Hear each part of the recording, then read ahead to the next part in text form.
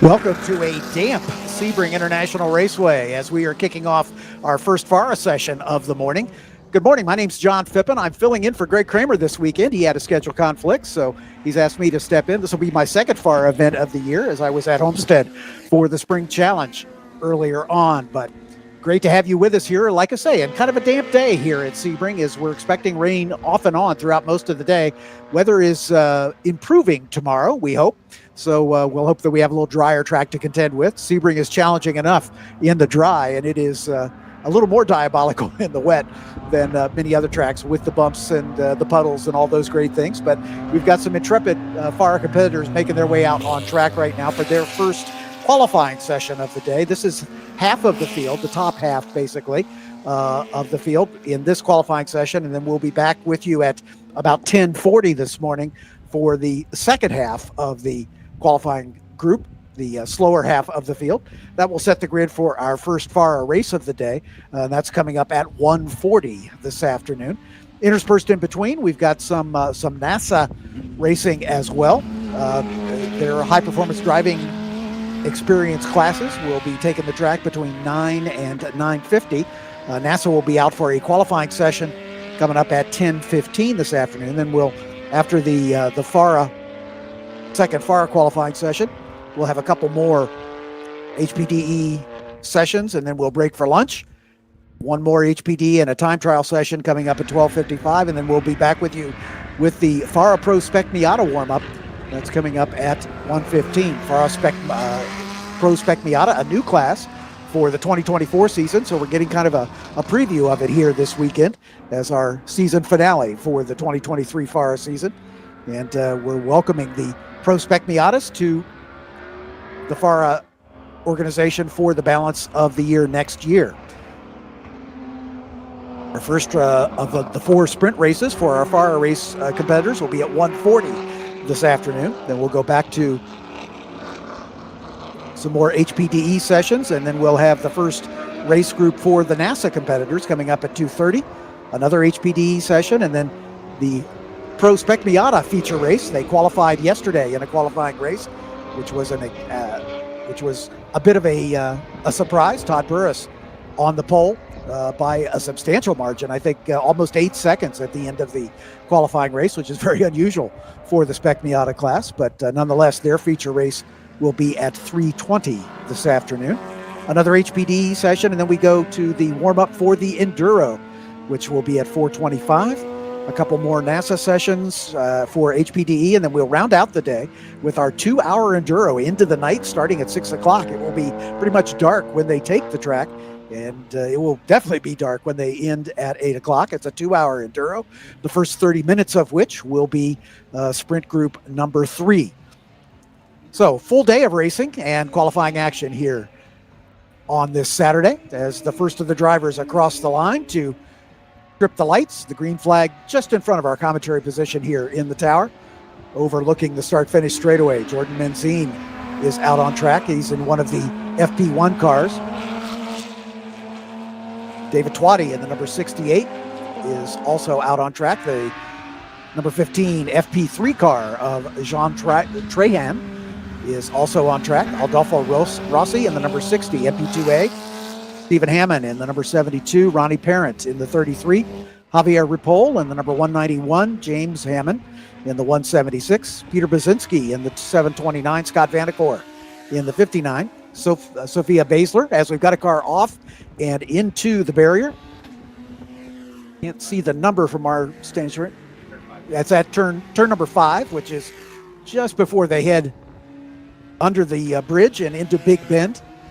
He's able to pull away, however, from that incident. It looks like he's going to be able to rejoin. So we'll be able to stay green here as the tire barrier doing its job.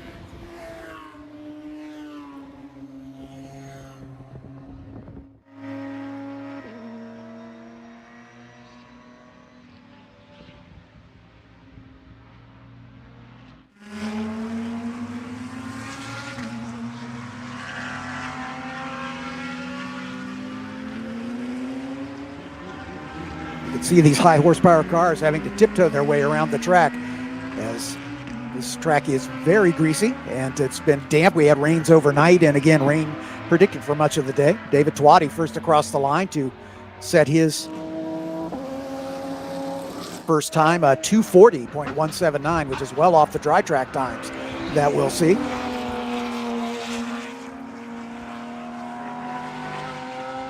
Jose Chacron and the number 19 Chevy Corvette, second across the line at a 245.5. Jordan Jean Trahan and the number 15 in his Radical. Next across the line, one of the FP3 competitors, Jordan Menzine, and the number 18 is also across the line. Dan Pardone and his Padron, in his BMW M2 from the MP2B category. Quickest of the modified production cars. Stephen Hammond now takes over the top spot in the modified production 1A, number 72. Even in his Porsche 991.2 out of Port Orange, Florida.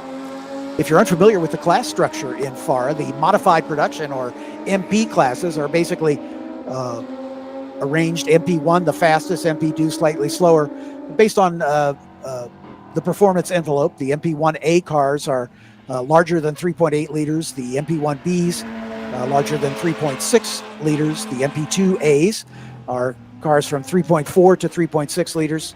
MP2Bs are normally aspirated cars from 2.9 to 3.4 liters. MP3A are cars with 4 and 6 cylinder, basically stock machines. Then we've got MP3B, MP4, which are the Miatas, MP4B for the 1.6 liter Miatas, and then the MP4C are the Honda Wars, budget-minded racing cars, all Hondas, of course, and we've got a number of Honda Wars cars here this weekend. The fastest cars are the prototypes, the FPs or FARA prototypes. The FP1s are V8 and V6 prototypes. The FP2s are 4-cylinder, naturally aspirated, and the FP3s are the 4-cylinder motorcycle engine-based prototypes. Speaking of FP1s, Jordan Menzine is quickest in the number 18.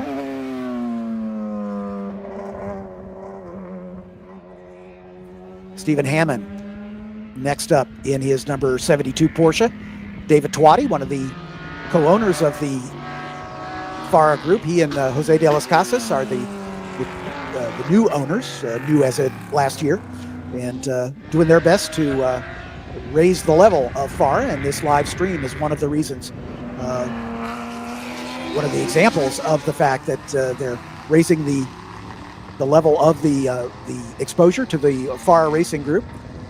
It's got a long history here in Florida. David Twatty mentioning that he's raced with FARA for, I think, 13 years, and he and Jose taking over the ownership a couple years ago, and definitely doing a great job with the series. Lots of interest. We got a big field of cars here this weekend. Not everybody electing to come out and play in this damp conditions, but we've got 22 cars so far that have taken to the track. You can see the overcast skies. Jordan Menzine still quickest.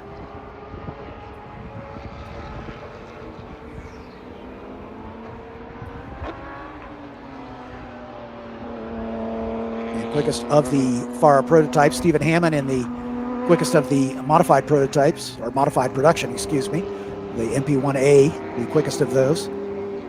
David Twatty just behind him.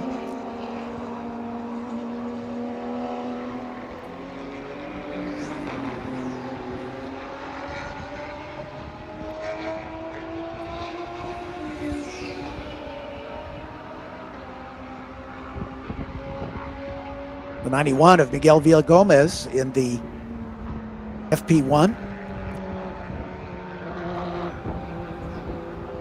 Up into 9th spot, running second in that class.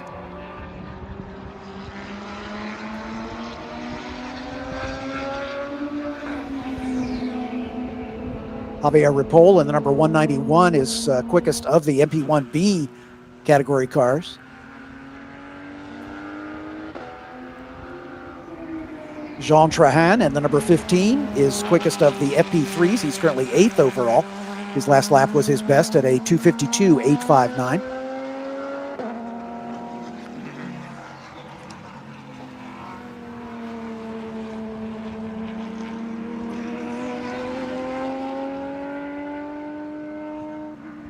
J.M. Padron in the number 12 is quickest of the MP2B category. He's back in 14th overall. Just over 3 minutes his lap time. In MP2A, Ronnie Parent in the number 33 is quickest so far.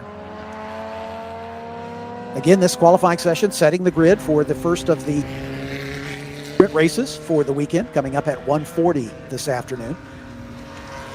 The second half of the qualifying group coming up at 10:40 to set the balance of the grid. All of the FARA classes will race in one large race group, with the exception, of course, of the Pro Spec Miatas, which will have a race of their own as they're making their debut here this weekend.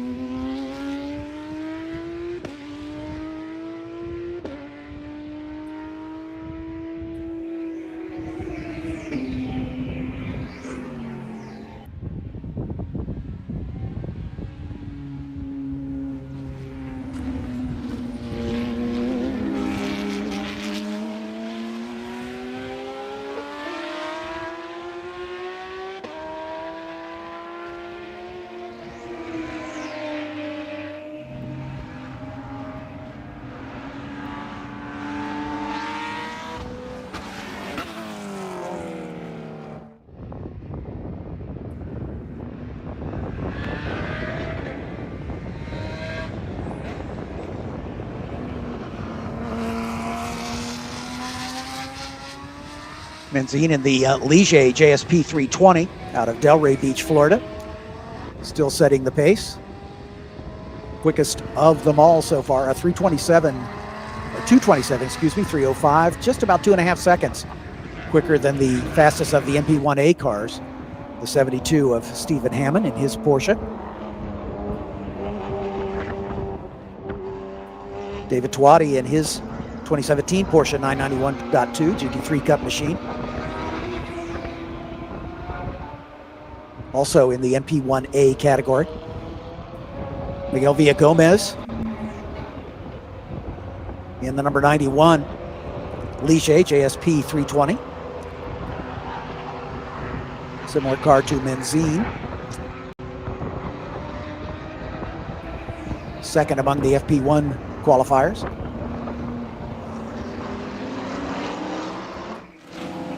Javier Rapol sharing the car with his son, Javier Rapol Jr., in his MP1B Porsche.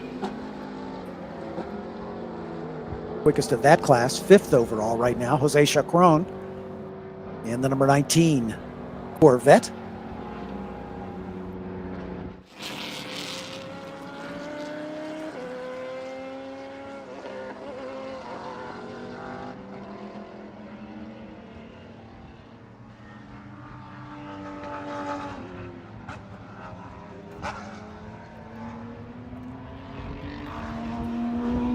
Stephen Hammond brings the second place number 72 Porsche into the pit lane, as has Jean Trahan aboard the number 15 Radical, as they both make a call to the pits for some adjustments perhaps. As we've got just under 5 minutes remaining in this first qualifying session for our FARA competitors.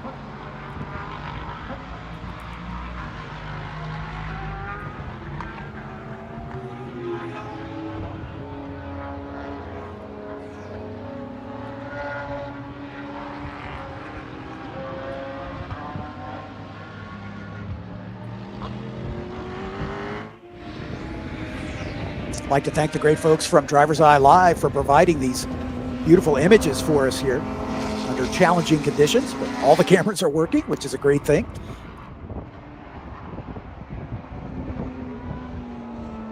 As we're looking forward to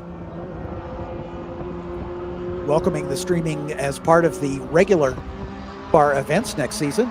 We've done 2 so far this year.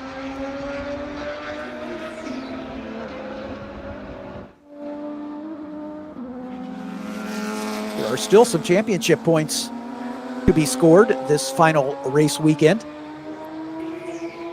In the FP1 category, that one's pretty much locked up as the Villagomez family with the Ligier JS 320, number 91, have pretty much locked up the FP1 championship, as we've got a slow-moving car just now coming through our camera shot. I didn't get the number, but as you get a good shot of the cars accelerating down the Ullman Straight and into Sunset Bend, turn number 17.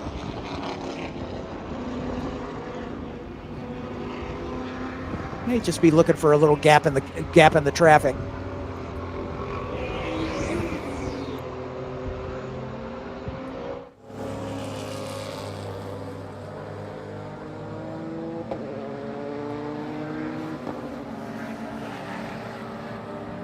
Miguel Villagomez in the number 91 Ligier has moved up to 3rd overall, 2nd amongst the FP1 cars.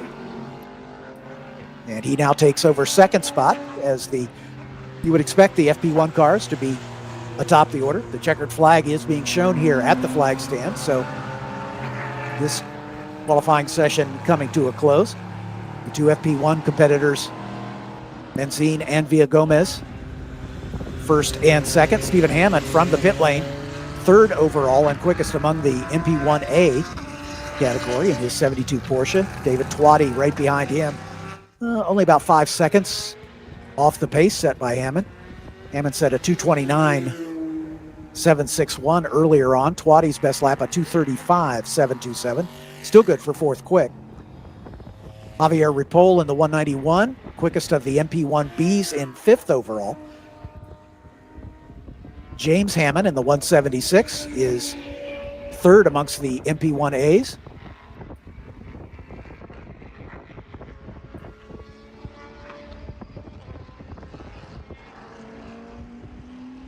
Jose Chacron in the Corvette, number 19, is 3rd quickest among the MP1As. 2nd in the MP1B category, Thomas Ballister in the number 188. Ballister driving another of the Porsche 991 GT3 Cup cars out of San Juan, Puerto Rico. 59 of Scott Vanacore in the MP1A Porsche 991-2 out of Miami. Rounds out the top 10. Mark Julian moves up into the top 10 just on his last flying lap. His last lap was his best at a 2:48.531 for the number 87.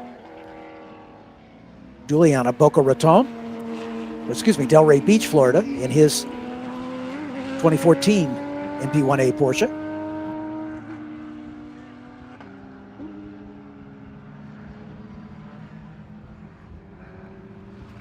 As we're just waiting for the last of the cars to come across the line in case there are any last lap histrionics, and Jean Trahan moves up into 5th overall in the FP3 number 15.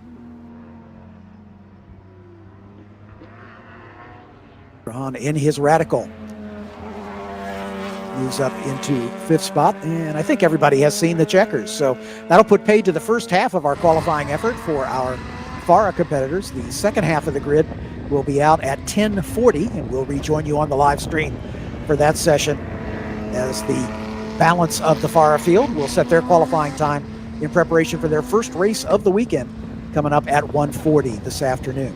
Thanks for being with us. We'll break away for just a few minutes now as we've got some HPDE sessions coming up and a NASA qualifying session at 10:15. I'm John Phipp, and thanks for being with us. We'll see you later this morning.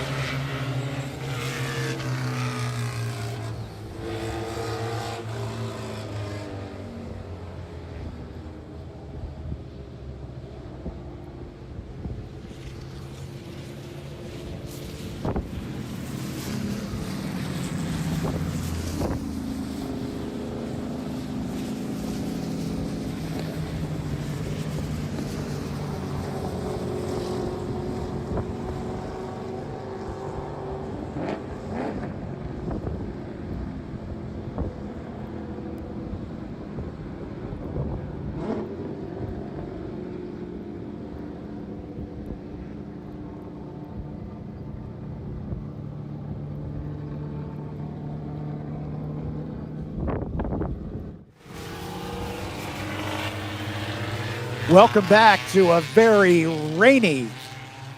Hang on.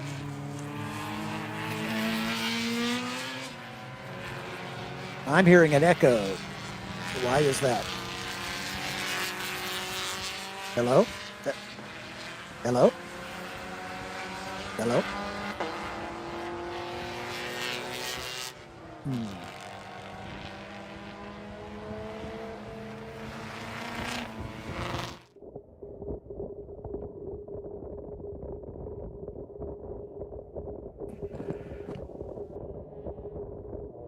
Anyway, welcome back to a very rainy Sebring International Raceway as we are in our second half of qualifying for the FARA race groups. This will be the slower half of the field. Our MP3 and Honda Wars cars sloshing their way around a very damp track.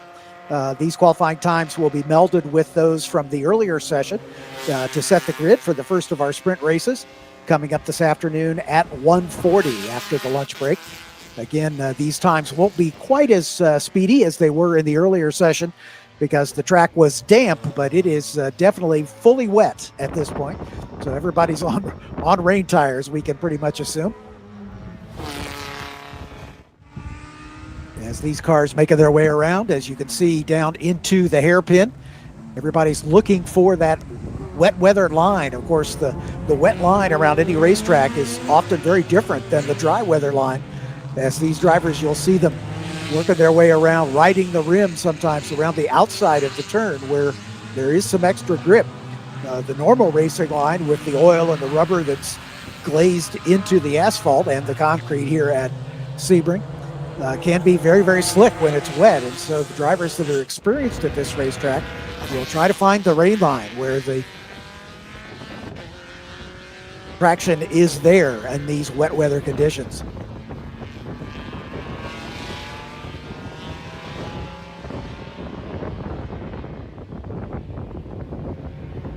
Just waiting for the field to make its way around into the front straightaway, and we'll begin to get some representative times as these drivers click the timing lights.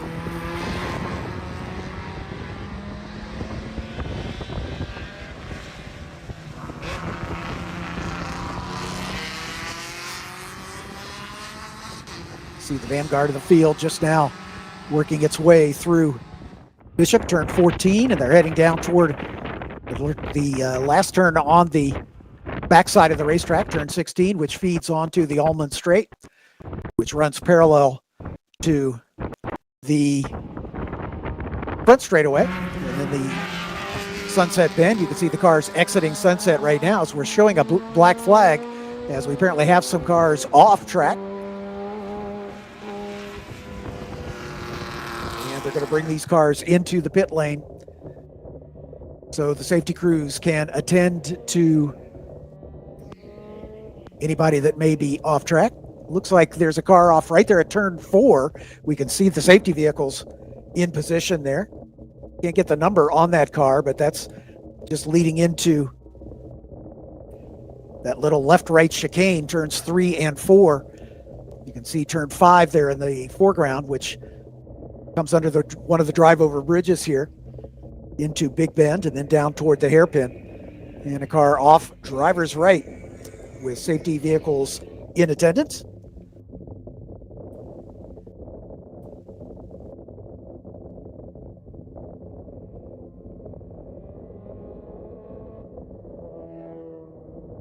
Most of the cars seeing the black flag coming into the pit lane. A couple cars got by on the front straightaway before that black flag was displayed, so it'll take just a bit to get everybody off the racing surface so the safety crews can do their job.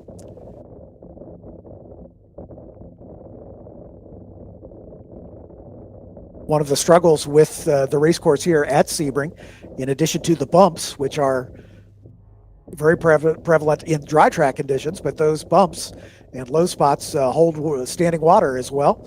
So it can be a real tricky deal to get around this racetrack in damp conditions like this, as the cars can easily aquaplane through some of those deep puddles that they'll anticipate. So these drivers, for their first time out They did some running yesterday in dry track conditions. There were just a few sprinkles yesterday, but nothing like this. As unfortunately, the weather forecast for the rest of the day into the early day tomorrow is very wet indeed. It looks like they've got that car back underway. So this will be a brief black flag, it looks like, as the safety vehicles restaging into their place of safety. So we should be able to get this session back underway here pretty quickly.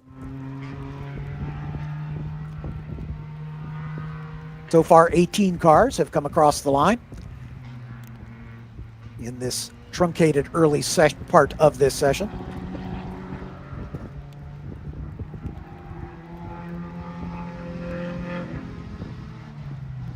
In the first round of qualifying earlier this morning, Jordan Menzine in the number 18 Ligier JSP 320 set the landmark time. Again, it was in a damp track with a 2:27.3. Miguel Villagomez in the other FP1 car in the field, in another one of three FP1 cars in the field. Villagomez in the number 91 Abro Ligier JSFP 320 was second quick, but about a second and 3/10 off Menzine's time. The black flag has been withdrawn and we are back underway. Stephen Hammond was quickest of the MP1A cars in the number 72 Porsche. David Twatty in another MP1A Porsche, the number 68, was fourth quick. Just a single FP3 car here this weekend. That's Jean Trahan in the number 15 Radical. He was fifth quick overall. And then the first of the MP1B cars was Javier Ripoll in the number 191. Javier in another Porsche 991 GT3 Cup. Dan Padron in the number 12.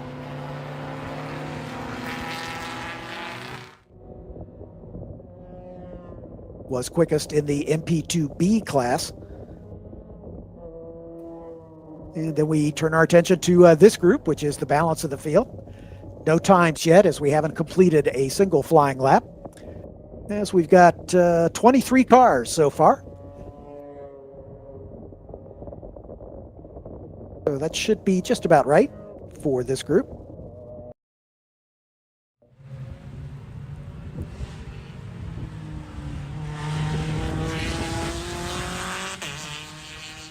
Nicholas Solomon was the first one across the line.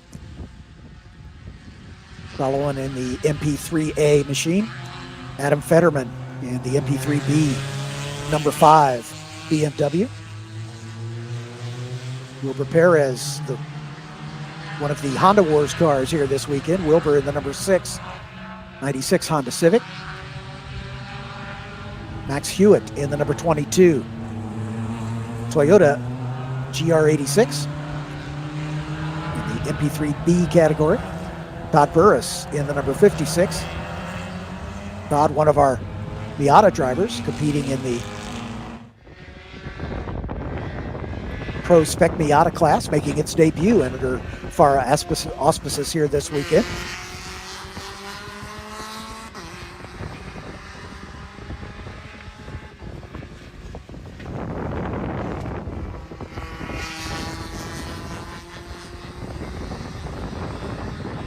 The FARA Pro Spec Miata Cup will be making its debut here this weekend, and then with the FARA Formula class, FARA Formula class for the Ligier F4 cars will be part of the racing, not this weekend, but through 2024.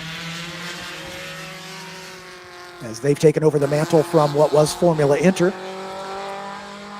to continue single-seater racing as part of the FARA weekends. Those Ligier JSF4s, first generation F4 car built to FIA specifications. The new Ligier JSF 422 will be making its debut next season in the FIA US F4 Championship.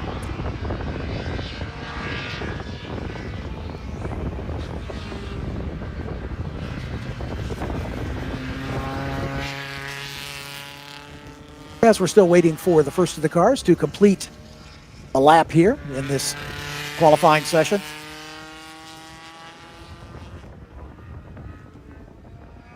scheduled for 25 minutes until 11:05.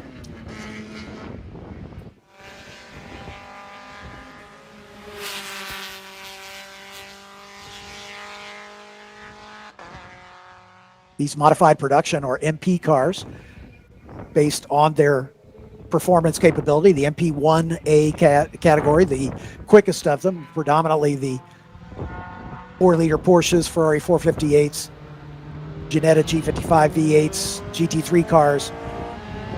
Tube frames, of course, permitted in the MP1A category. And then as we work our way down all the way to the Honda Wars cars, which would be the MP4C category. For this weekend, all Honda Civics in the Honda Wars.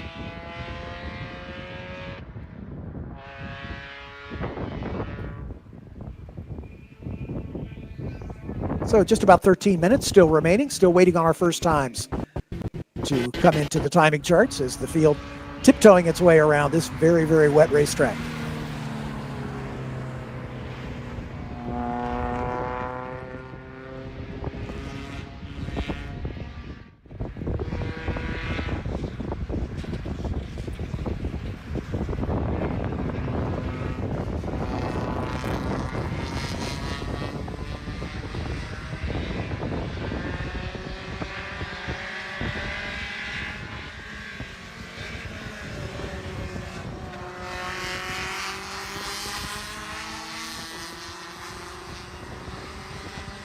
Nicholas Solomon in his Audi TT Quattro was the first across the line. Just waiting for him to complete a lap here, and we'll start to see some times on our timing charts.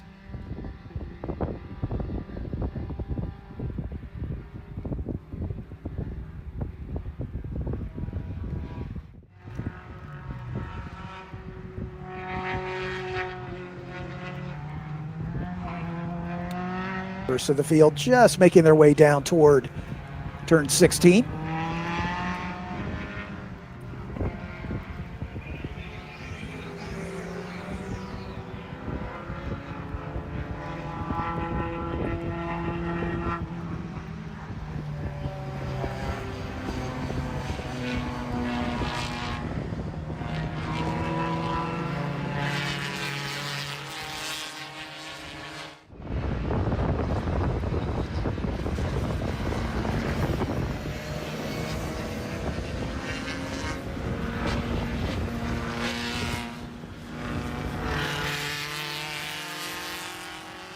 Looking at the points championships for these FARA cars, we've got most of them pretty much settled based on the competitors that are racing here this weekend, but we've got some of the classes still very much in play.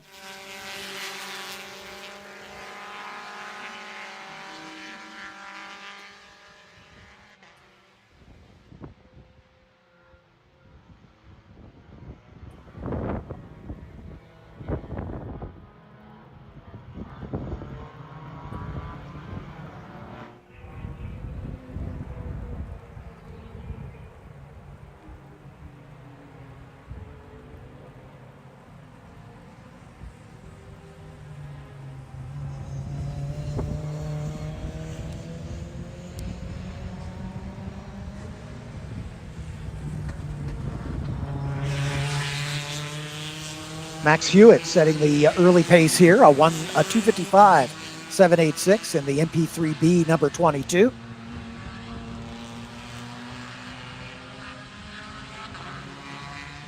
Max into the Toyota GR86 Cup car out of Houston, Texas. Julian DaCosta, one of our Spec Miata drivers in the number 78.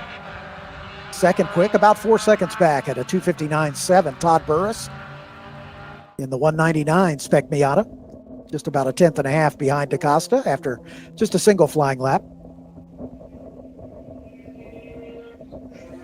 Farhan Sadiq in the number 95 MP3B category. Farhan in a Mazda MX-5 Cup car out of Trinity, Florida. Marlon Lewis in the MP3B number 65. Next in the order, Lewis in a 99 Porsche Boxster out of Malabar, Florida. Rafi Abdali is in car number 13, another one of our Spec Miata runners, currently 6th overall. Steven Miklos in car number 51.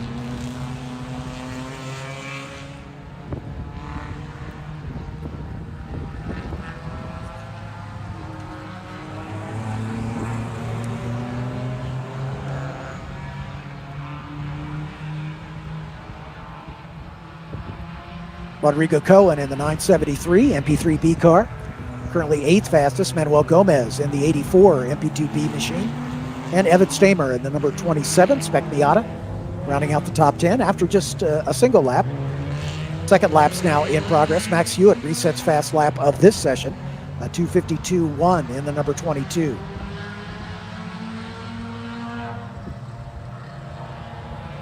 Julian DaCosta still second quick, Todd Burris third.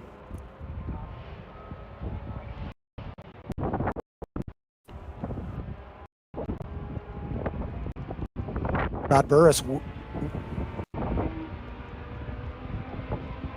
not here.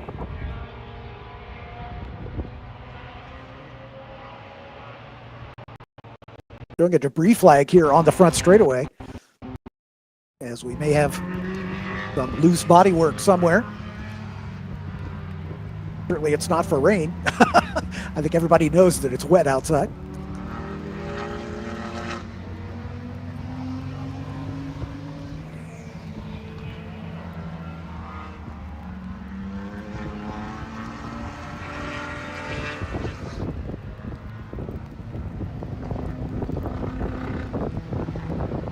Stephen Clemens now moves up into second spot aboard the number 76.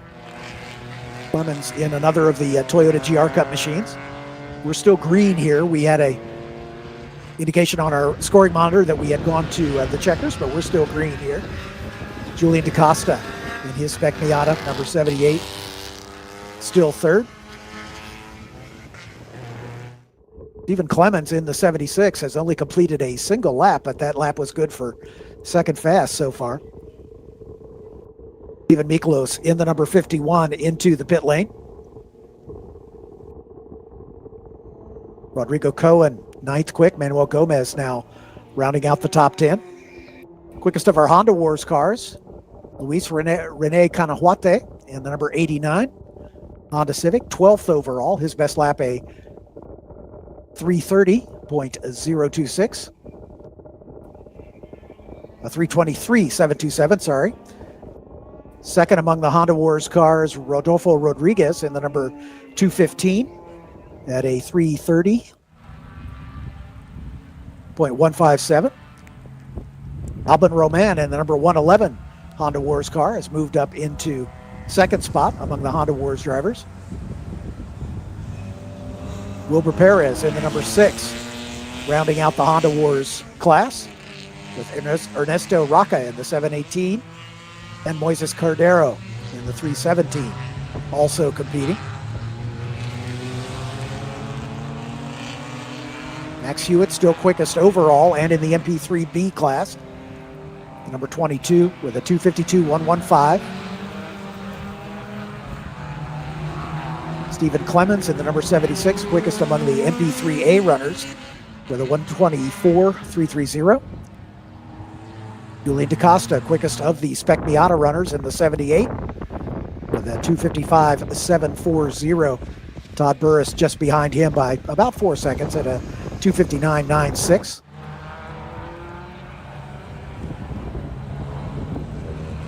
Right at the hairpin, we've got a car spinning off. Looks like it might be the number 17, if I'm seeing that correctly. 77, perhaps. Marco Pisa in his BMW M3. And he appears to be mired in the mud. So we may be bringing the checkers out a tad early here.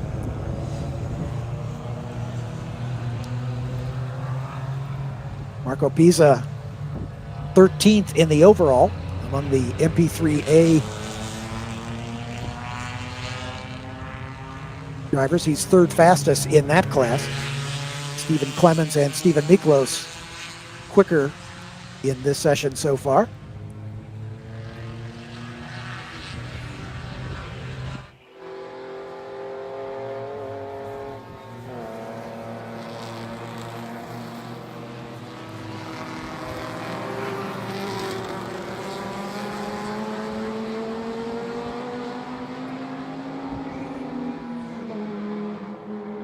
And the checkered flag is coming out, this time for real.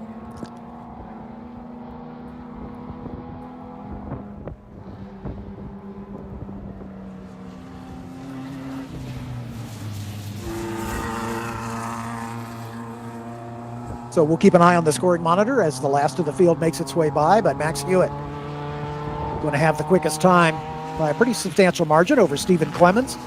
There are two different classes, Hewitt in MP3B, the 252.1 that he set on his second flying lap. Will stand as the quick time of the session so far, at least. Stephen Clemens in the MP3A category, number 76. Second quick with a 254.330. Julian DaCosta, fastest of the Spec Miatas, in the number 78. Todd Burris in the 199, and Rafe Abudali in the number 13 Spec Miata, are third, fourth, and fifth in the overall. Second in MP3B, Farhan Sadiq in the number 95. Right behind him, third in MP3B, Malin Lewis in the number 65. Second in MP3A, Stephen Miklos in the 51.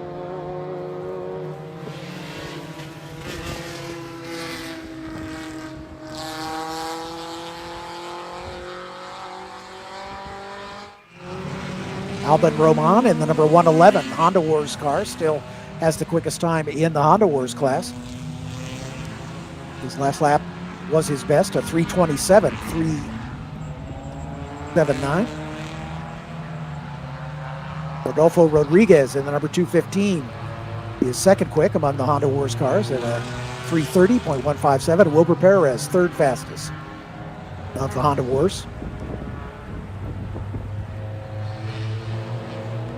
Just as I say that, Rodolfo Rodriguez in the 215 moves up to third. Wilbur Perez shuffled back to fourth.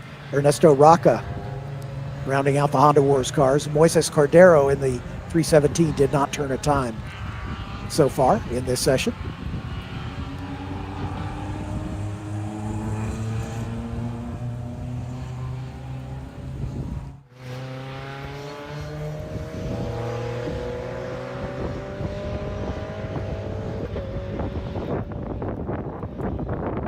Rafi Abdullahi setting his best time on his last lap, as did Malin Lewis. Manuel Gomez also setting his best time last time by the stripe. Manuel Gomez has a big jump in the number 84, moving up to 9th overall.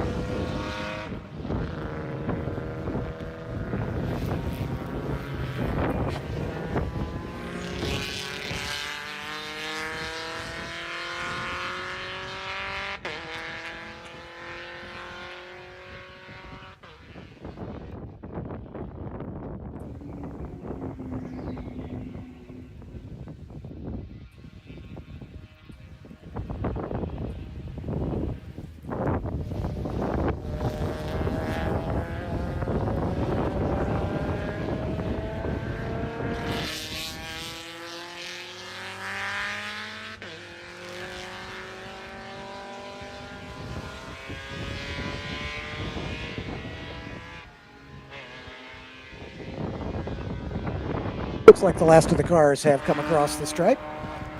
No changes at the top of the order. Max Hewitt and Stephen Clemens will be the top two. Julian DaCosta and Todd Burris, third and fourth. Rafi Abdullahi in the number 13 and Farhan Sadiq in the 95, fifth and sixth. Malin Lewis and Stephen Miklos, seventh and eighth. And rounding out the top 10, Manuel Gomez and Rodrigo Cohen.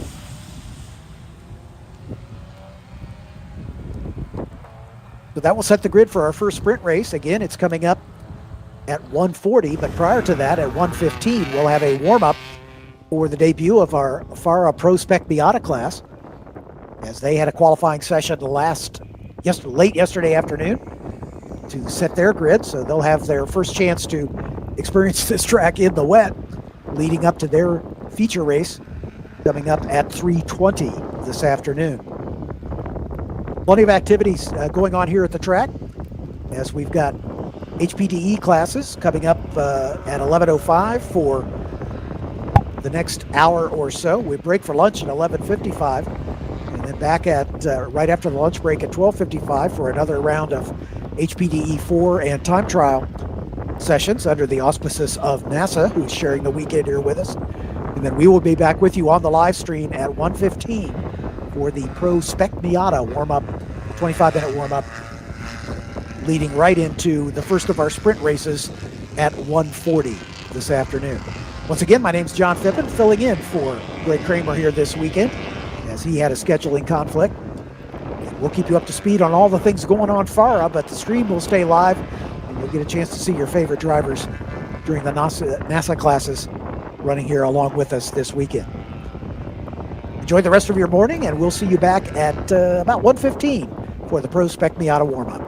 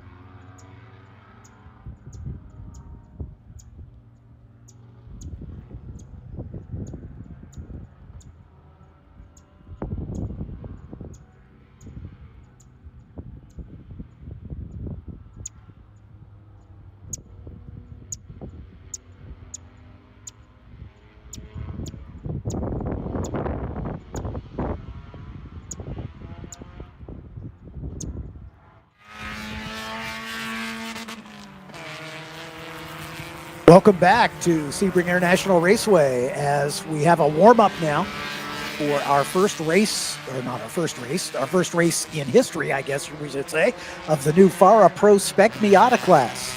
Good afternoon. My name's John Phippen, filling in for Greg Kramer this weekend. And this is the first running of our new FARA Pro Spec Miata, and it is a money class. The winner takes home $2,000 from this afternoon's race. Second place gets $1,000, third through fifth gets $500. So these drivers have something to race for. In the qualifying race yesterday evening to set the grid for the feature race coming up at 3:20 this afternoon, Todd Burris sets the pole by a pretty substantial margin, almost 8 seconds over the course of that 30-minute race. Julian DaCosta was second in the qualifying race yesterday afternoon. In the 78 car, the 57 of Tyler Gonzalez rounded out the podium. Chris Haldeman in the number 73 was fourth. Stuart McAleer will start the race in fifth position alongside the 101 of Mikael Fountain. In row 4, we'll have the 99 of Noah Harmon and the 88 of Nick Leverone, who had a dandy battle all race long.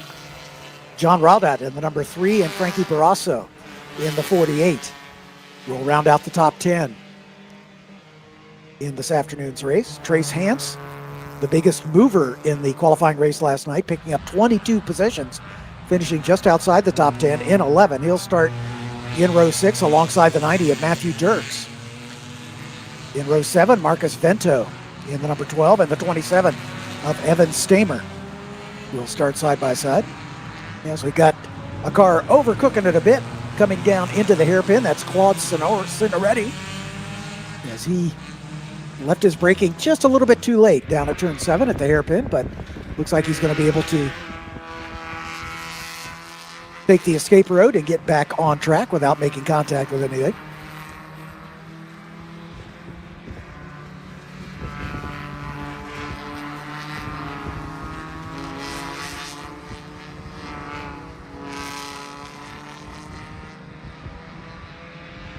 Marcus Vento in the number 12 and Evan Stamer, as we mentioned, in row 7. In row 8 will be the 169 of Mark Gibbons and the 13 of Raf Abdullali. And in row 8, the 110 of Enrique Tamayo and the 66 of Earl Hart. In row 10, the 109 of Chris Clark and the 20 of James Fountain. In row 11, the 6 of Jay Dennis and the 79 of Steve Shelton Jr. In row 12, the number 54 of Natalino Scapitici and the 18 of Dan Kite. In row 13, the 36 of Donald Spaeth and the 199 of Daryl Cooney. In row 14, the 51 of Claude Signoretti and the 45 of Harley Scuffle. In row 15, the 69 of Mike Leo and the 63 of Mark Curley. In row 16, the 113 of Alfredo Zayden and the 75 of Steve Clemens. In row 17, the 27 of Felipe Signoretti and the 39 of Denny Stain. Denny Stain was among the leaders, but he fell out after only 3 laps of last night's race. And starting at the very back, the 0 of John Davidson and the 92 of Corey Collum, both of which did not finish the race last night.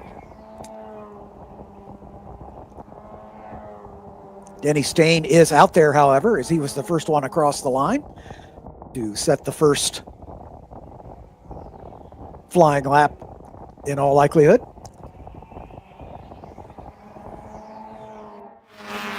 Abdullali, Dirks, McAleer, and Vento were the top 5 to start off this warm-up session.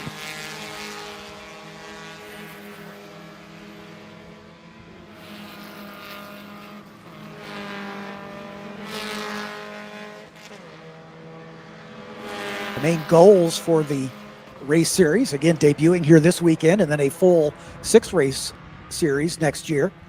The Pro Spec Miata rule set is that of the current Spec Miata series as set by NASA and the SCCA GCR.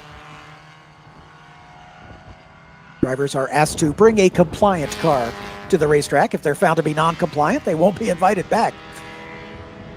They can choose either tire, the Toyo RS1 or the Hoosier SM 7.5. If they elect to run a rain tire, which just about everybody will be in today's race, the matching rain tire will be required. Each vehicle entered must have a working data acquisition system and a camera in the car.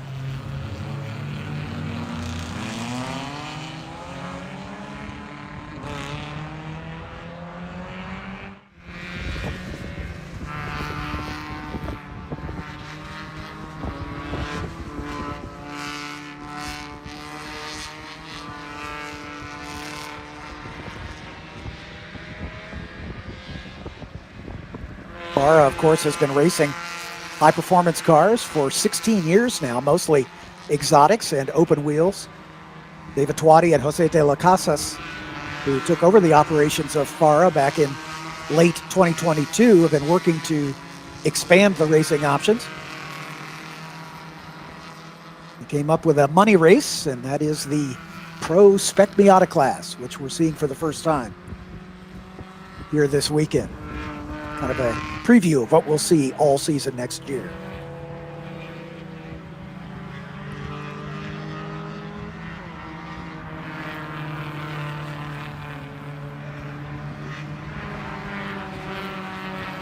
Danny Stain first across the line.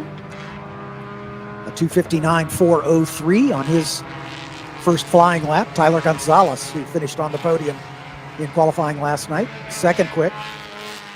Rafe Abdulali in the number 13, currently fourth quick. Now Julian DaCosta in the 78 car up into third spot.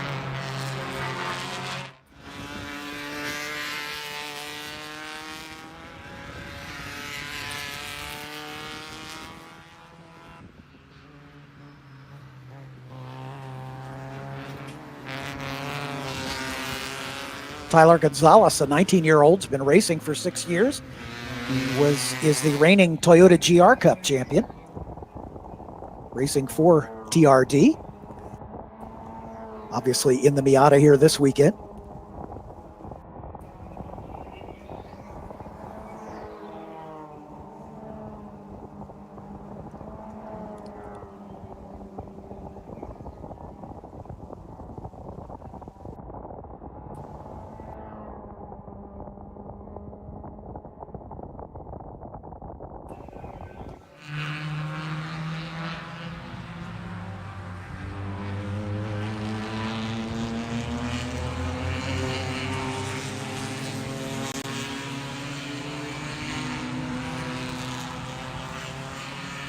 Rafael Talali, a 19-year-old. His crew chief, Nick Leverone, is also in the field. Nick in the 88 car. Started out as a go-karter at the club level and has been racing Spec Miata for the past couple years.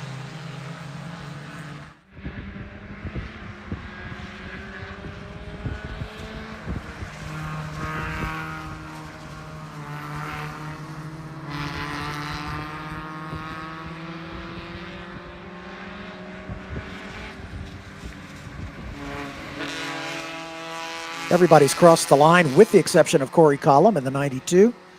So 31 cars have set off on this warm-up session. Again, no awards made for winning the warm-up, as he got a piece of bodywork laying on the ground.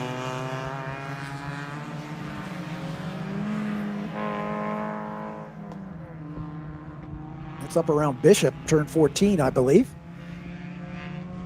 Like a front clip off one of the cars. Corner station's showing a debris flag there to warn the drivers. It's just off the racing line, so shouldn't be a problem. We're in a little respite in the rain, looking at the radar right now, as it has been raining pretty heavily this morning, and we've got just a little break in the action right now for these guys. But in fact, I think the car that's missing that rear clip just came by our camera position. Let's try to sort out who is missing the bodywork. Tyler Gonzalez takes over the top spot on his second flying lap, a 2:58.8. In dry track conditions last night, Quickest lap was a 2:35.5, so give you some indication of. And another car having just a little bit of trouble. I think that was the 8 car, maybe 6. Got 2 cars overcooking it.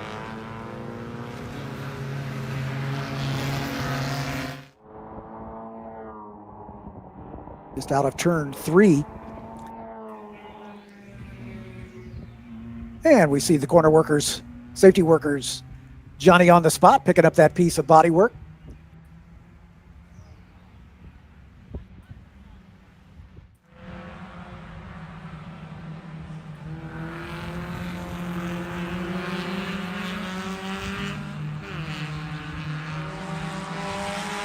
So again, we're about 30 seconds off dry track time.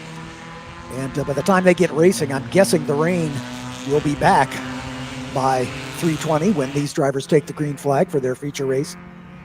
So these times will most likely get even a little bit slower. Denny Stain still second quick by about 0.3 of a second. Rafe Abdulali is third quick in the number 13 car, another 1.8 seconds back so far. Julian DaCosta virtually in a dead heat with Abdulali, as they're both right at 3 minutes, 3 minutes 9/10 of a second.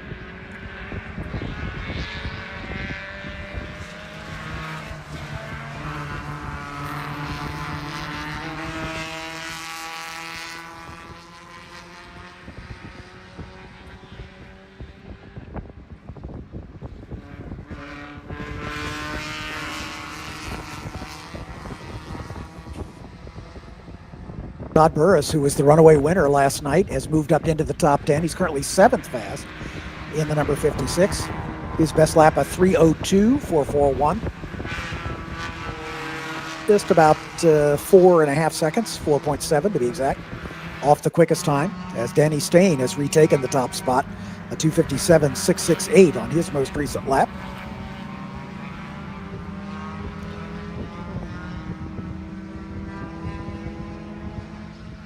Again, these drivers just having an opportunity to work the kinks out and get a little used to what this damp track is going to be like, because we had a dry track when they raced last night in their qualifying race.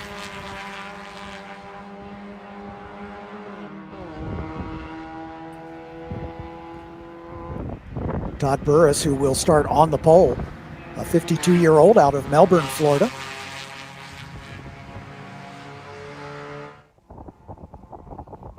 Scored a national championship in Spec Miata in 2019. He's also raced in IMSA and the World Challenge, Grand Am, and the Global MX-5 Cup.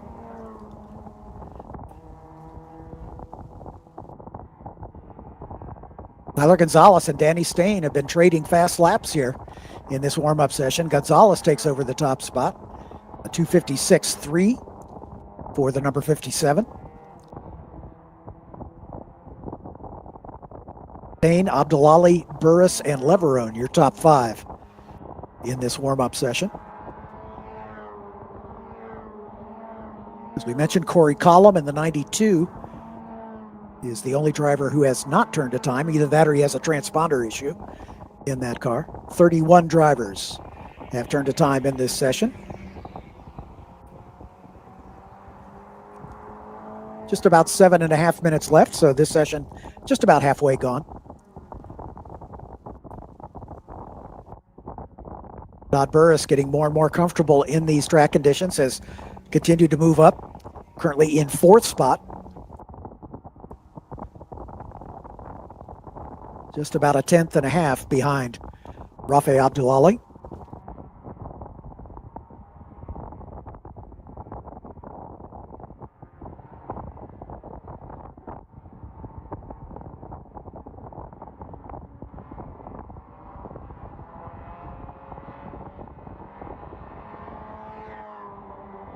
Julian DaCosta, who finished on the podium in the qualifying race last night, currently 6th quick in his number 78.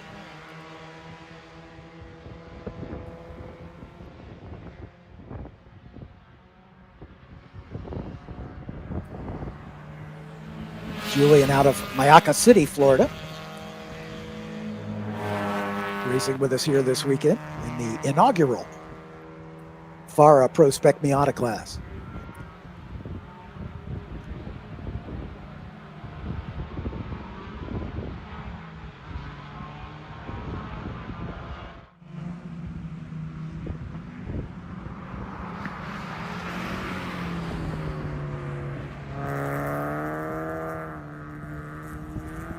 Checkered flag is in the air now for this brief warm-up session. We started just a little bit behind schedule, so we're trying to clear the grid for our first race of the weekend for the FARA classes, and that is sprint race number 1, coming up right after the conclusion of this session.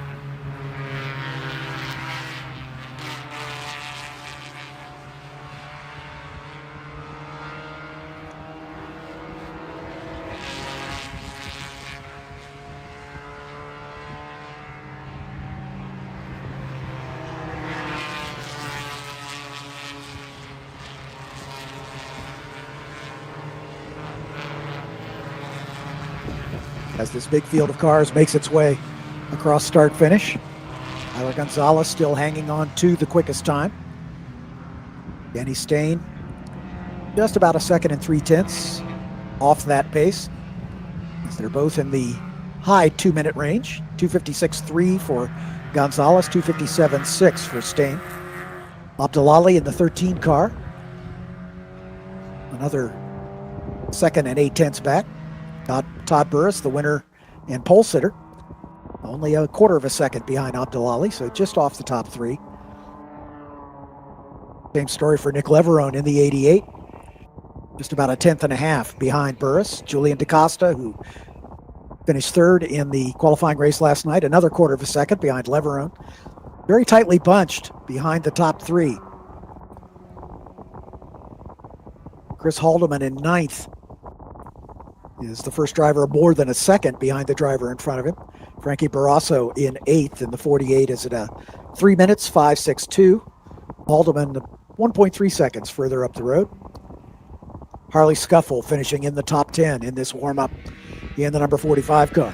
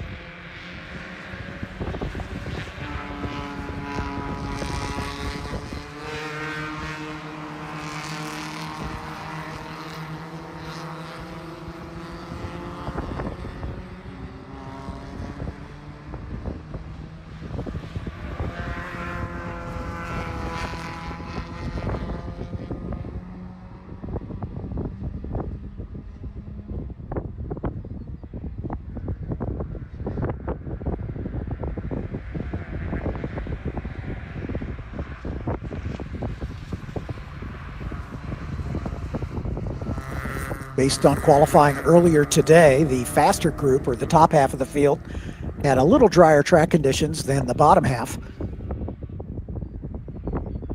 The number 18 FP1 of Jordan Menzine will start on the pole. His best lap at 2:27.305. Next to him, the 91 of Miguel Villagomez.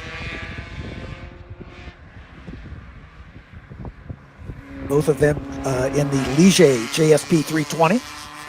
Stephen Hammond will start 3rd, quickest of the MP1A cars, with a 2:29.761. Next to him, David Twatty, one of the co-owners of FARA, in the number 68 MP1 car. In row 3, the 15 of Jean Trahan, the only FP3 car in the field. And then the quickest of the MP1Bs will start next to him, the 191 of Javier Rapol. Javier in a Porsche 991. James Hammond in the number 176 will start inside of row 7. alongside the 19 of Jose Chacron. Chacron in the number 19 Corvette. Thomas Balliser in the 188 will start 9th. In his Porsche, Mark Julian in the 87 will start alongside in row 5. Scott Vanacore in row 6, number 59. And J.M. Padron in the number 12. Mark Calzaretta in the 171. And the 33 of Ronnie Parent will start in row 7.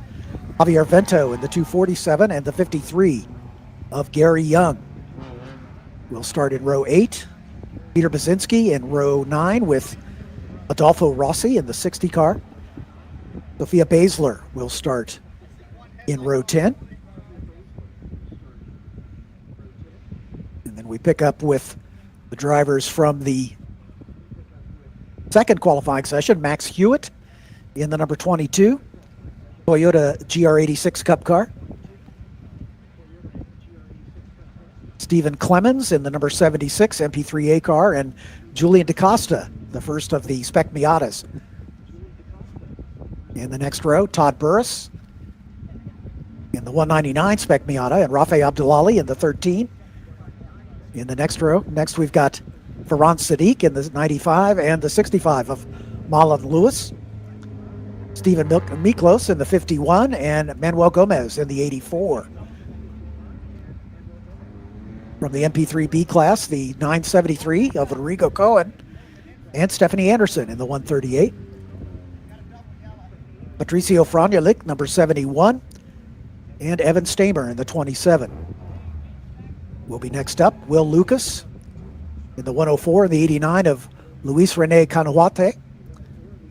Marco Pisa in the 77 and Mike Leo in the 69. The 111 of Albin Roman and the 41 of Nicholas Solomon. Next up, as you can see, the cars making their way out onto the racetrack.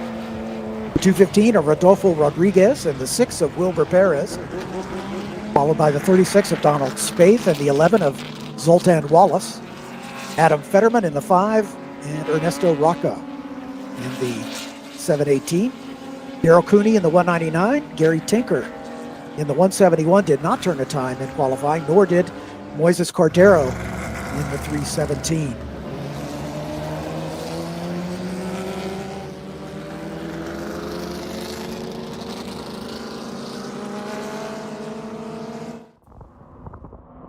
Safety car has the field in tow. As we can see, the 91 of Miguel Villagomez at the point, just behind the safety car.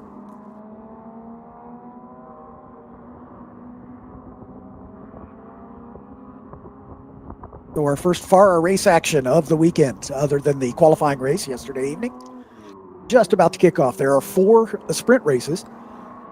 First 2 will be run this afternoon.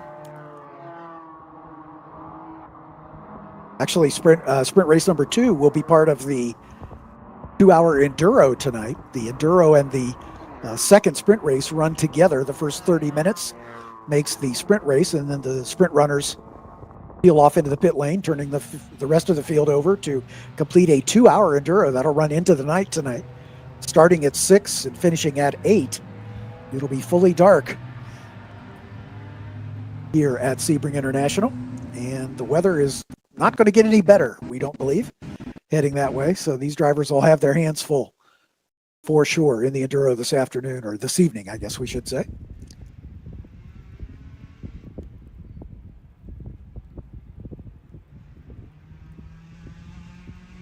Much of the field working its way through the hairpin there at turn 7.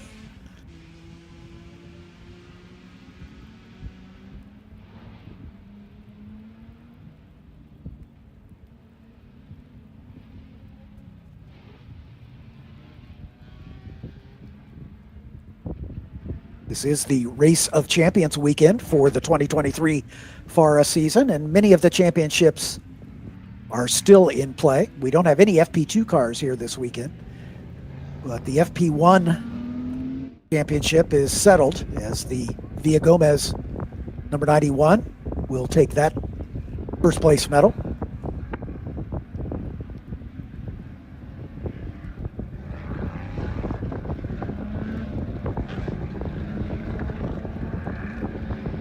David Twatty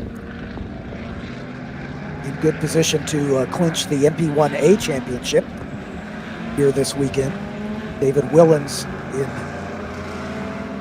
good stead in the MP1B class.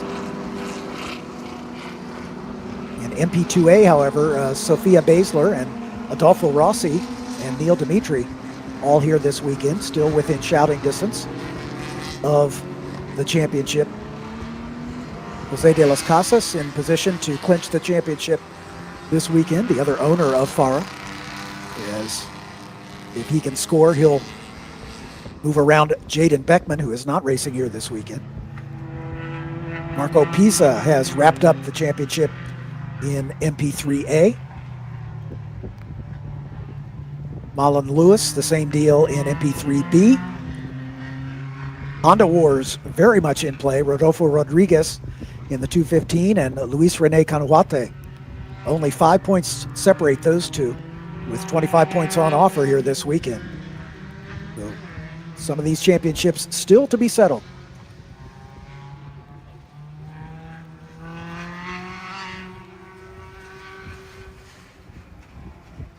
And the green flag flies.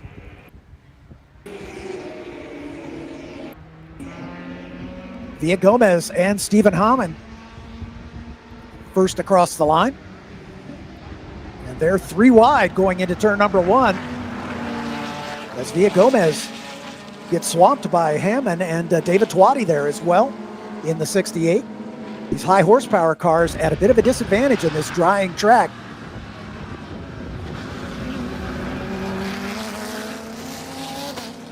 As Villa Gomez drops back to 3rd as they work their way through turn number 3. Into turn 5 now as they go under the bridge and head through Big Bend, turn number 6. And they run down to the hairpin turn at turn 7. You can see these drivers looking for dry track, running off the normal racing line, trying to find a little extra traction. You see one of the FARA prototypes riding the rim there at turn number 6 and making up a lot of ground as they make their way down into the hairpin.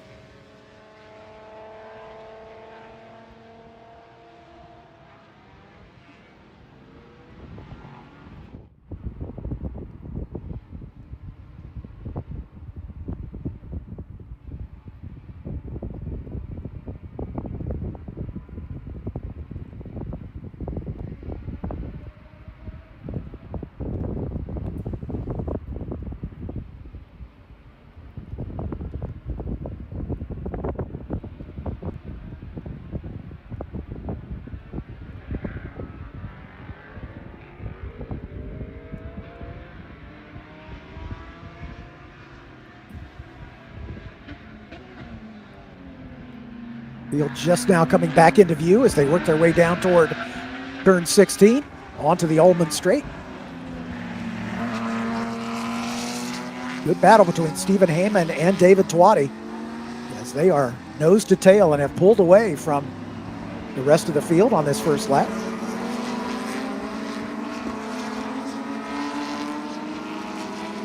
Down the long Ullman Straight into Sunset Bend, turn number 17.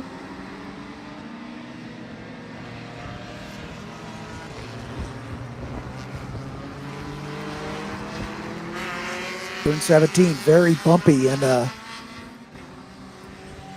real challenge. As it is Hamann at the front, David Twatty in second. Villa Gomez hangs on to 3rd in that FARA prototype. Javier Rapol up into 4th spot. James Hammond up into 5th.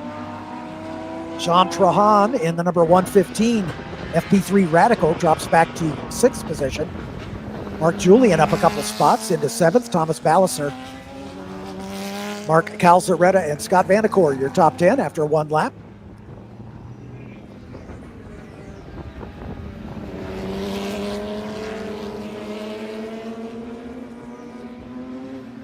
Top two already exiting turn 5 through turn 6 on their way down to the hairpin. But Hammond with a 1.7 second lead over FARA co-owner David Twatty in the TLM number 68 Porsche.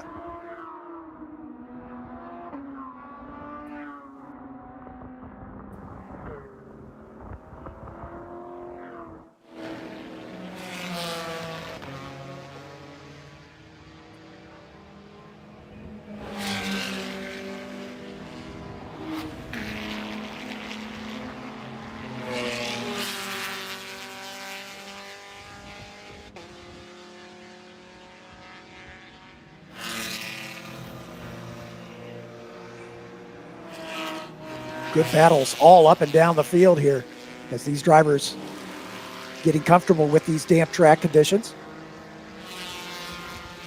Again, the high horsepower cars had a bit of a disadvantage in these damp track conditions because they can't get the power to the ground. The Porsches, of course, with the rear engine or rear mid engine, depending on the generation of 911, definitely with the traction advantage in these situations.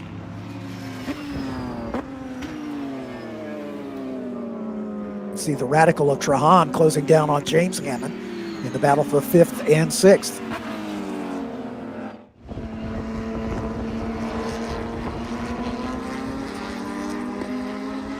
Working their way onto the Ullman Straight. Good battles all the way through the field. A good four-way battle just now coming into our view.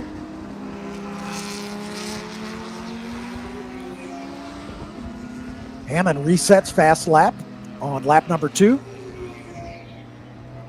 Twatty dropping a little further back. Via Gomez and Twatty both set personal best, but not nearly as quick as Stephen Hammond, who's obviously very comfortable in these conditions.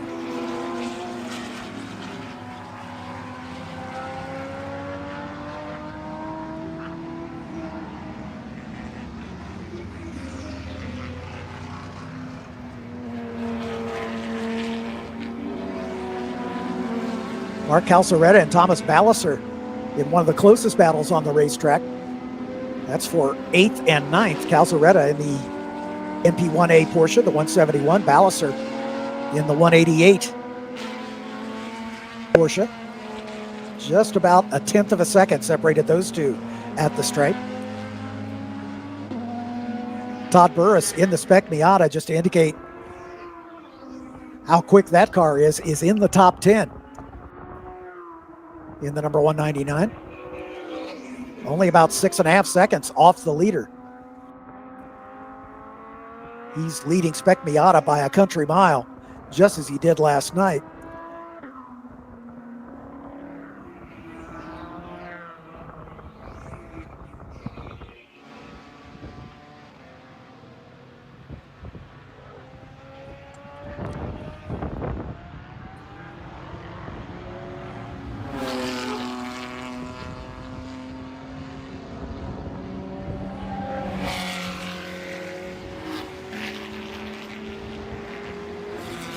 Just behind Todd Burris, Max Hewitt in the 22 GR86 and Scott Vanacore in the 59 Porsche, also closely matched.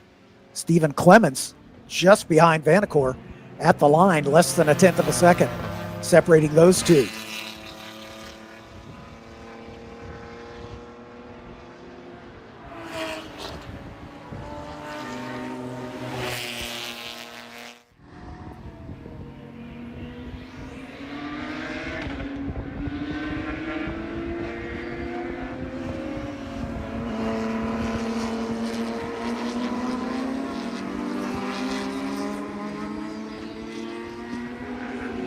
The 191 of Rapole, the 176 of James Hammond, and the 15 of Jean Trahan working their way down the Ullman Straight. And then just behind them, an equally good battle with Mark Calzaretta and Tomas Balliser. Burris, Hewitt, and Vanacore a little further back as the lead battle coming into our view. Already picking up the back of the field and lapping some of the Honda Wars cars at the back. Hammond has reset fast lap every time by the stripe, as as he's opened up an 8-second lead over David Twatty. Miguel Villagomez on the last lap a little quicker than Twatty, so he's closing that interval down as Villagomez getting just a little more comfortable in these track conditions in the prototype.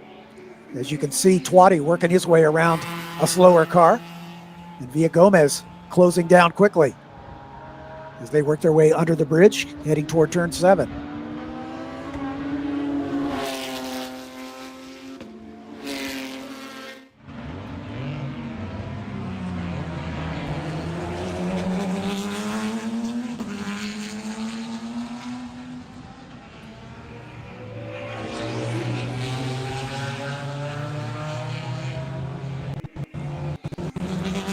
There's Twatty and Villagomez, our second and third place runners, just coming through the hairpin at turn 7. Our overall leader heading toward turn 10.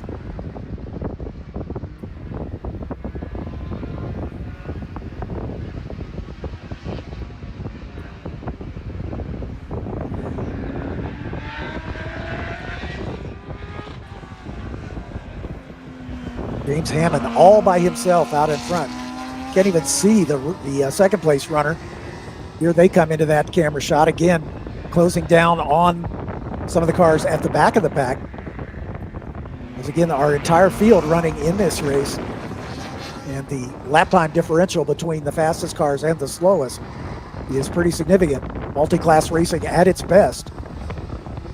So these drivers from predominantly from the Honda Wars classes, Wilber Perez, Moises Cordero, Luis Rene Canahuate, Rodolfo Rodriguez, and Albin Roman need to drive in their mirrors for much of this race, as they're obviously racing one another, but they've got to watch for the faster cars coming up quickly behind them.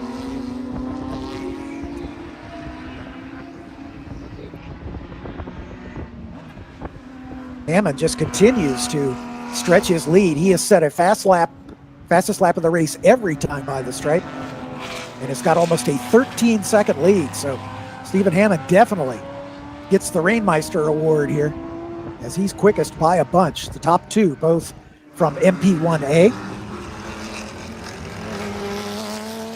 Just one, there's two FP1 cars in the field. Miguel Villagomez in the Argentinian-based number 91, running a solid third. Quickest in the MP1B category. Fourth overall, the 191 of Javier Ripoll.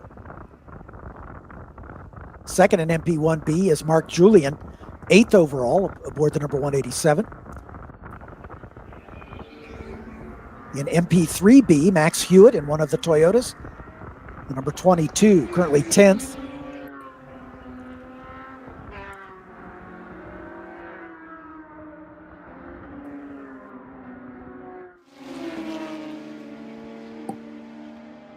Todd Burris dropping down the order.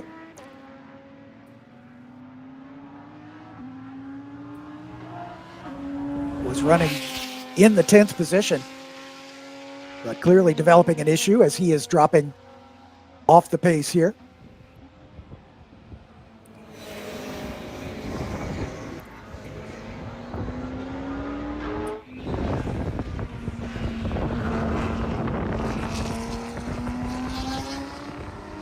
Juan Javier Vento, I believe, in the Corvette, just making his way down the pit lane. Oh, excuse me, that was Jose Chacron in the other Corvette, forgive me, the number 19.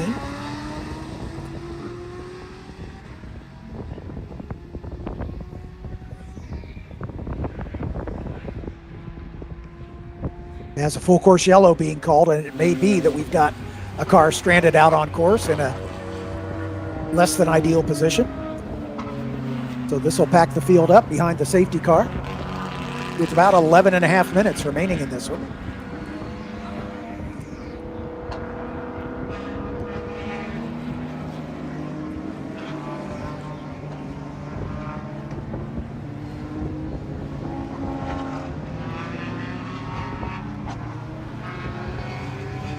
Safety car just missed getting out in front of the leader, but he should be able to catch him before they get to turn 7. As our first full course yellow. Stephen Hammond is your race leader, but his 18-second lead will evaporate behind the safety car. David Twatty in second in the 68 car. Miguel Villagomez in the 91 is third. Javier Ripoll in the 191 is fourth. James Hammond in the 176 in fifth spot.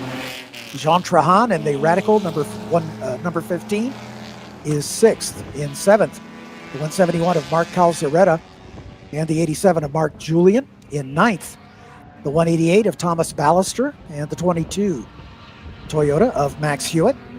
Javier Vento in the 247. In 11th spot, Scott Vanacore in the number 59 Porsche is 12th. Adolfo Rossi up 8 spots from where he qualified, currently in 13th position.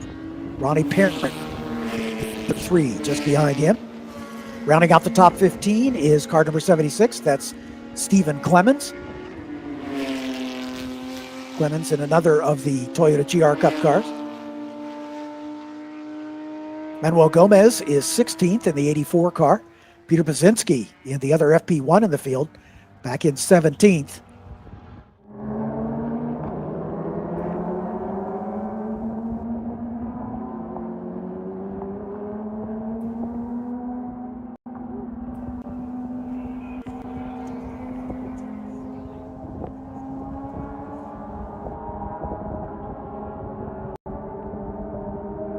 Gary Young in the number 53, currently 18th. Jose Chacron, as we mentioned, into the pits, still being scored in 19th position, although he'll drop down. J.M. Padron in the number 12 is 20th.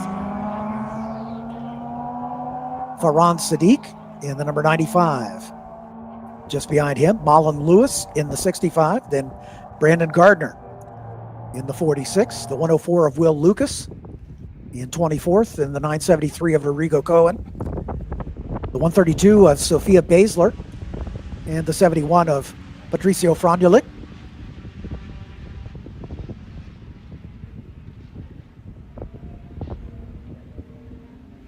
Stephanie Anderson in the 138. In the B-Spec car in 28th. Nicholas Solomon in the 41.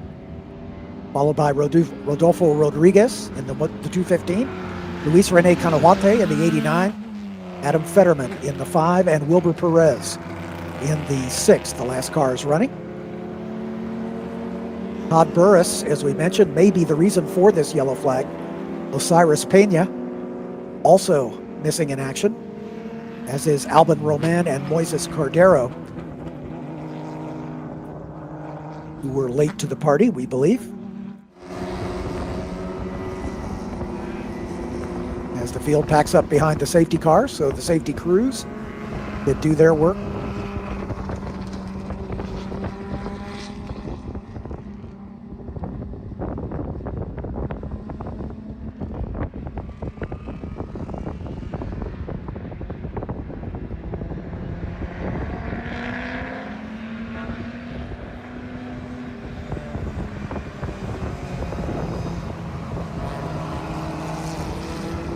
Biggest mover so far is Adolfo Rossi, up 8 places from where he started this race in the number 60 car. Rossi in the Ginetta G55 out of Miami, Florida. Brandon Gardner in the number 46 is up 7 spots. Mark Calzaretta is up 6 as the green flag flies. And the white flag is being shown, so it's a green-white checker here. As we'll have one more lap before the checkered flag flies.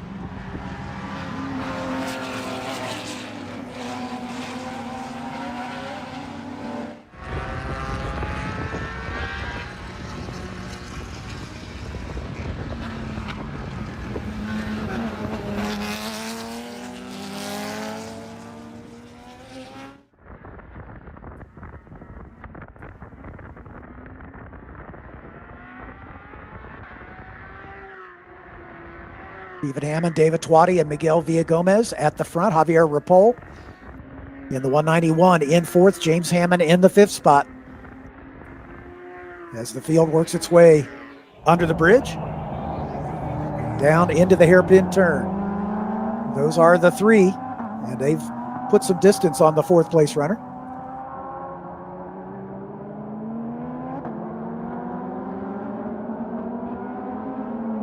We got a car going long at the hairpin, leaving his braking just a little bit too late. So he'll take to the escape road.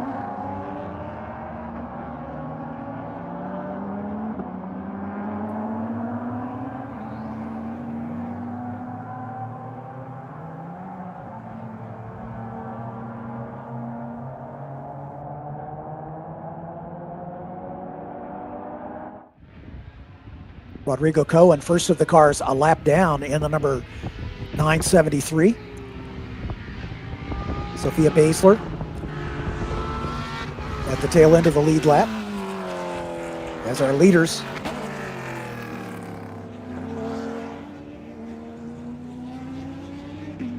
working their way through turn 14.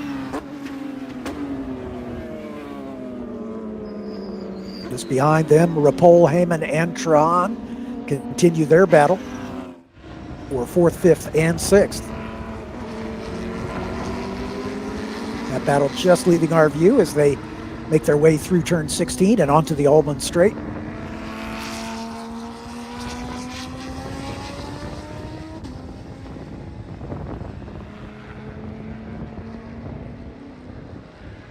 Checkered flag in the starter's hand. And Stephen Hammond takes the win. David Twatty finishing in second spot. Miguel Villagomez in third. After closing up behind the safety car, going to gap back to the fourth place runner. Ripoll is able to hang on. Mark Calzaretta is able to pip James Hammond at the stripe. Calzaretta up to fifth. Hammond finishing in the sixth spot. Jean Trahan across the line in seventh. Mark Julian in eighth. Thomas Balliser finishing ninth. And Javier Vento just now across the line in 10th position. Adolfo Rossi able to get around Scott Vanacore at the line. Rossi up to 11th, bringing Ronnie Parent with him. Max Hewitt.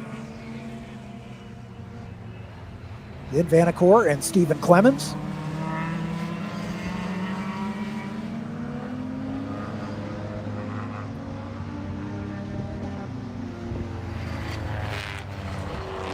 There's Manuel Gomez in 15th spot. Peter Basinski able to move up one, up into 16th. Scott Vanacore dropping down the order. May have fallen out here on this last lap. J.M. Padron, Gary Young, Farhan Sadiq, Marlon Lewis are your top 20.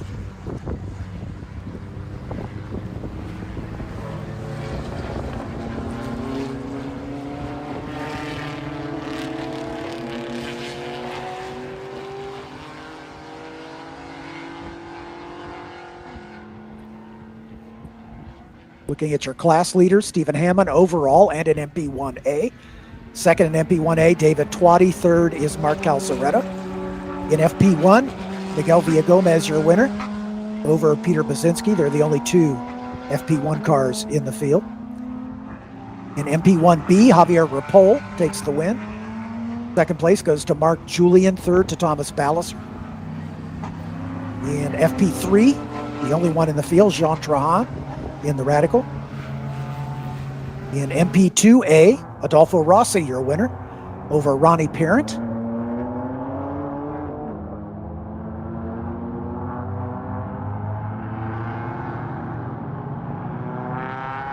In MP3B, it looks like Max Hewitt, the quickest, over Farhan Sadiq and Marlon Lewis. In MP3A, Stephen Clemens taking the win.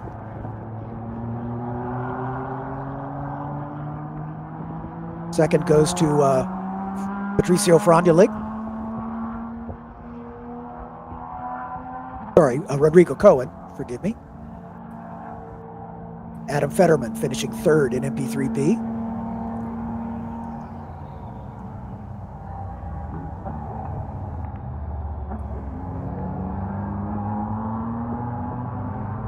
Manuel Gomez takes the honors in MP2B.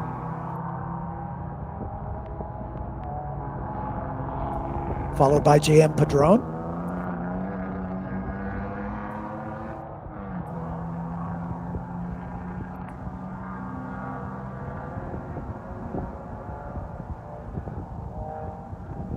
In the Honda Wars, Rodolfo Rodriguez, the winner.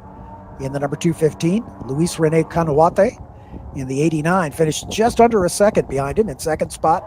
Third goes to the 6 of Wilber Perez.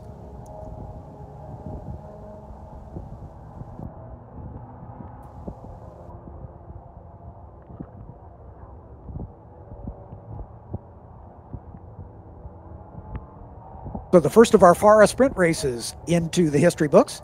We'll take a step away here for a few minutes as we've got a couple more NASA race groups to come, as the High Performance Driving Experience Group 3, and then the first all race group for the NASA classes coming up at 2:30, another HPDE session at 3 o'clock, and then we'll be back with you for the feature main race for the FARA Pro Spec Miata class, making its debut here this weekend. So we'll rejoin you at 3:20 for that one. Until then, this is John Phippen. Thanks so much for being with us. We'll see you in a couple hours.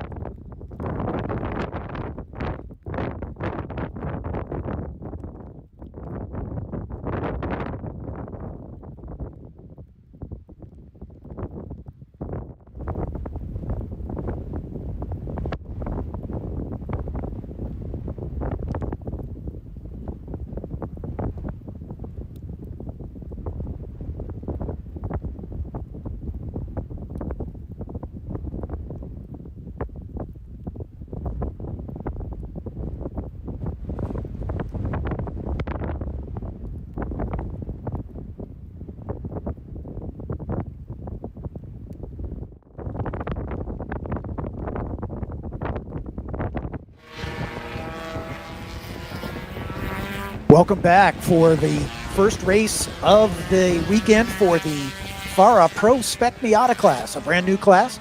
It's going to be part of the FARA schedule next season.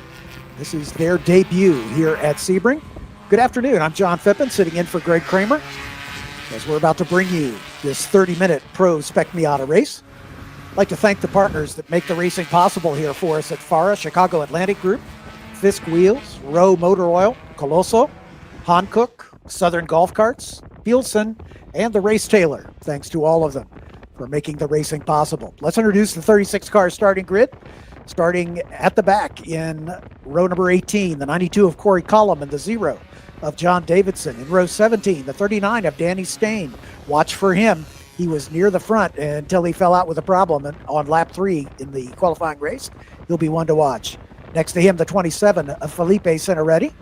In row 18, car number 75, Steve Clemens, and the 113 of Alfredo Zidane.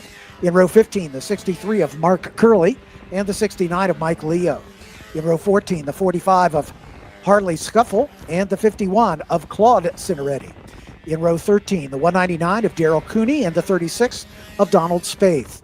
In row 12, the 18 of Dan Kite, and the 54 of Natalino Scapitici. In row 11, the 79 of Steve Shelton Jr. and the 6 of Jay Dennis. In row 10, the 20 is James Fountain. The 109 is Chris Clark.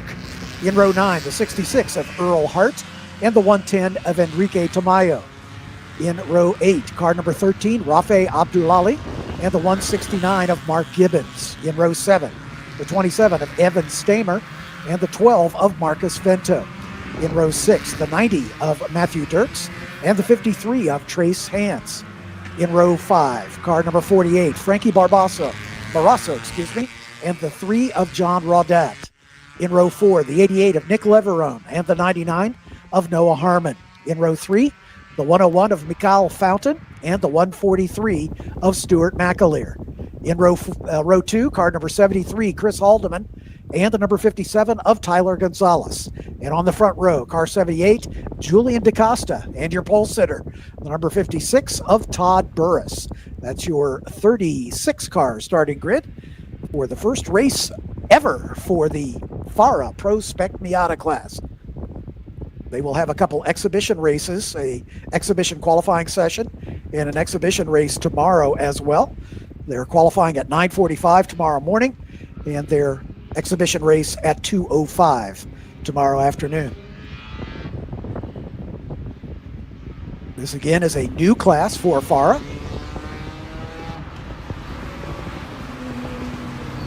It's the field making its way through turn 14 down at Bishop. Again, as we mentioned, it is a cash prize race. $2,000 goes to the winner. In addition, Mazda Motorsports will be awarding $1,000 to the winner, so $3,000 at stake for the top place finisher. Second will win $1,800 combined. Third will win $1,100. So there's some money to be made here for these drivers. In their qualifying race last night, it was a very dry track. So this will be the first time these drivers have raced in wet track conditions as the safety car bringing the field onto the Ullman Straight as they're already beginning to form up 2 by 2, getting ready for this 30-minute race. Todd Burris was dominant in the qualifying race yesterday, building up an 8-second lead at the end of the event after just 11 laps. So he was definitely one to watch. We'll see if he's able to repeat that performance in these damp conditions here this afternoon when it counts.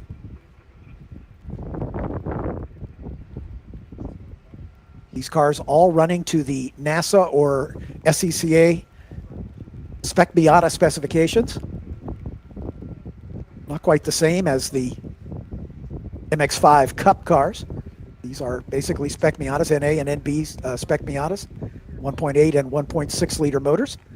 The starters looking the field over. There's the green, and we are away as they cross the line side by side. Burris and DaCosta. Right behind Tyler Gonzalez. In fact, as we look at the running order here, Todd Burris not in his position at the front, as he is back in 27th position. Not quite sure the reason for that. I didn't get that information ahead of time. So it is Julian DaCosta and Tyler Gonzalez at the point. As they work their way into turn 3, you can see the slip angle from these cars. It's very, very slick out there. It is not raining heavily at the moment. We've had heavy rain throughout the day. We're in a little respite right now with some drying conditions, but more rain is on the way. There's a good battle at the front. DaCosta and Gonzalez nose to tail as they make their way toward turn 5 and under the bridge. 3 and 4 wide as they exit turn 5. Work their way through Big Bend, turn 6, down into the hairpin turn. A 2-car breakaway, and it looks like Tyler Gonzalez has gotten to the point in front of Julian DaCosta. Side-by-side racing all the way through the top 20. As they work their way out of the hairpin turn at turn 7, and then through the sweeping left and right-hander at Fangio, before they come back into our camera shot at turn 10. It's a sharp 90-degree right-hander. There's the field in that. We've got a car going wide off into the grass. You can see the spray being kicked up as they continue their way through Collier 11 and 12, and then into turn 13, the old tower turn,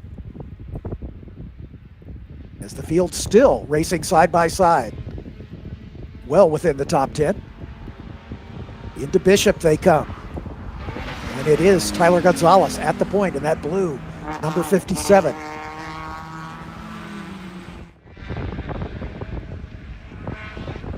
Through 15, down into the final turn, turn 16, that leads onto the Ullman Straight, running parallel to the start-finish straightaway. Good battle for 3rd and 4th as well. Chris Haldeman and Stuart McAleer, we believe, but we'll sort that as they come across the line to complete the first racing lap. Look at this racing, 3 and 4 wide now, coming out of Le Mans and onto the Ullman Straight.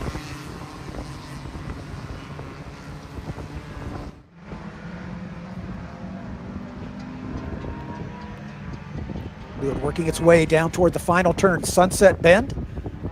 A very bumpy 180-degree right-hander. Onto the front straightaway they come. And it is Tyler Gonzalez at the point.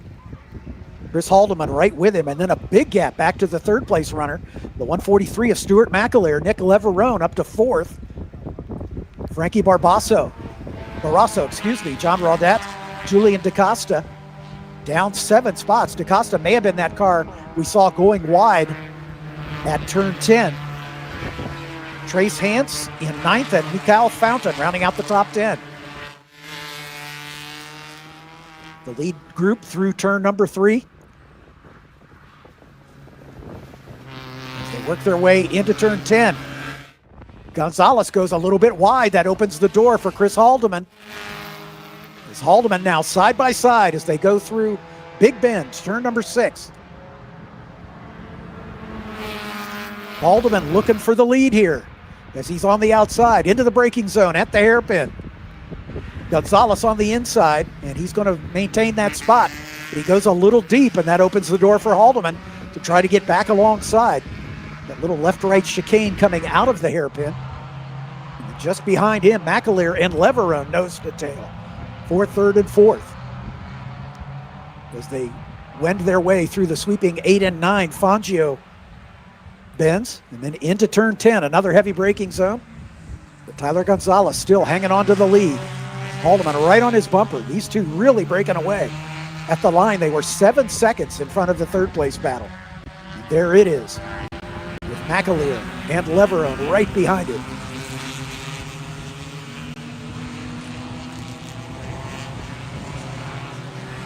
The leaders coming out of turn 10, then a sweeping left-hander at Collier, and then 12 and 13 brings them onto the tower turn. Approaching that now. And here they come already down through Bishop, working their way toward the final set of turns leading onto the back straightaway, the Ullman Straight. This This lead battle all by themselves, well out in front of the rest of the field.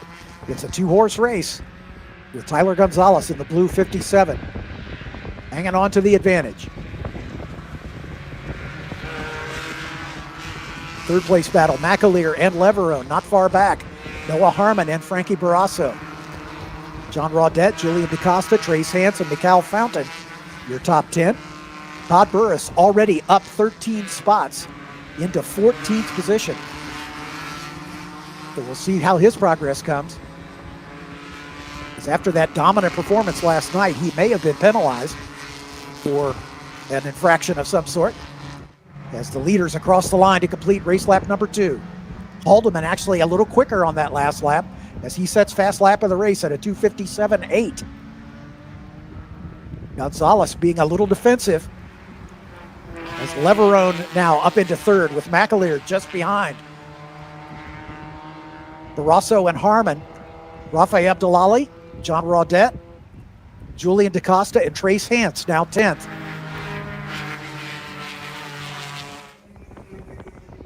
As our leaders working their way through turn 3, coming into turn number 5 as we see them nose to tail.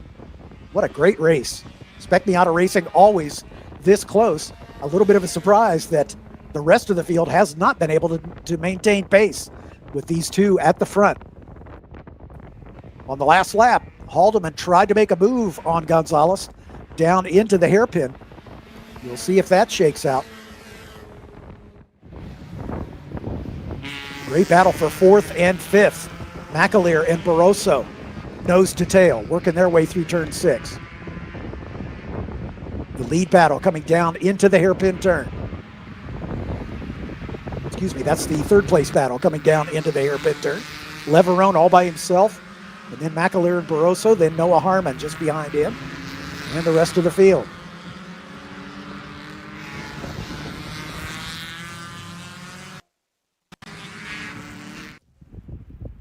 Meanwhile, the leaders working their way through Fangio, approaching turn 10.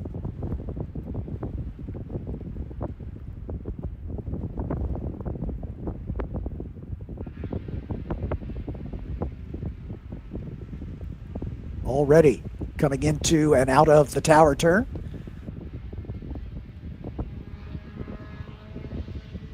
As here comes that battle. Into Bishop, turn 14. Once again, Gonzalez being just a little defensive. Now side by side is Haldeman as he's going to try to get the inside line coming into turn 16, and he's gotten it done. New leader is Chris Haldeman in the 73. As Haldeman, as they disappear from our view briefly, as they make their way down the Ullman Straight, we'll pick them up again next time as they come onto the front straightaway here in front of our commentary position.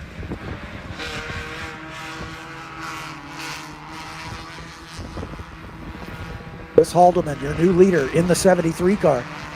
Chris out of McKinney, Texas. Tyler Gonzalez in the 57, out of St. Cloud, Florida. Onto the front straightaway they come, across the line. And Haldeman is missing in action. Tyler Gonzalez all by himself. Haldeman has overcooked it somewhere. So we saw him take the lead there at turn 16 on the last time we saw him on camera, and he has not come by. So he must be off perhaps at Sunset Bend. Frankie Barrasso all the way up to second. Stuart McAleer now third. Noah Harmon fourth.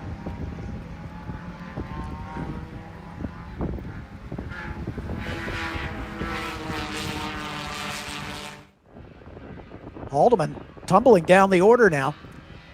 Being shown in 15th as he has definitely not come by. So Haldeman off course somewhere between 16 and the start-finish line. As Tyler Gonzalez now all by himself with an 18-second lead over Frankie Barrasso.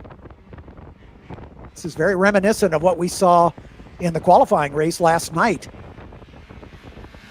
as Todd Burris ran away with it. Tyler Gonzalez, his closest pursuer, Haldeman, has come a cropper somewhere between the start of the Ullman Straight and the start-finish line. We're working race lap number 4. Gonzalez with a huge lead over the new second-place runner, Frankie Barroso.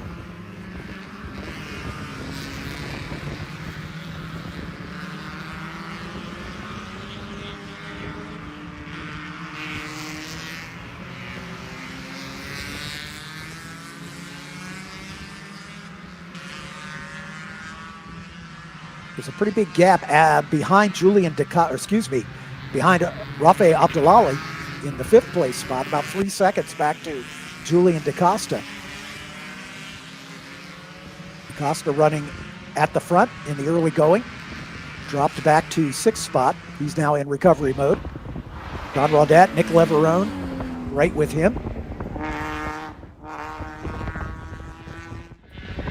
As the 199 of Daryl Cooney, the last car on the lead lap.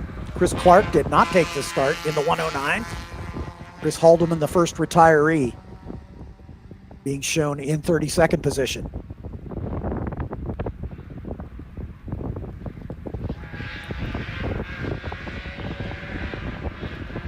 Treacherous track conditions. Sebring, as we've mentioned many times, is a very bumpy racetrack in the dry, but those bumps and undulations also hold water in the wet. Although it's not heavy downpour at the moment, that standing water can definitely catch a driver out if they get a little bit offline.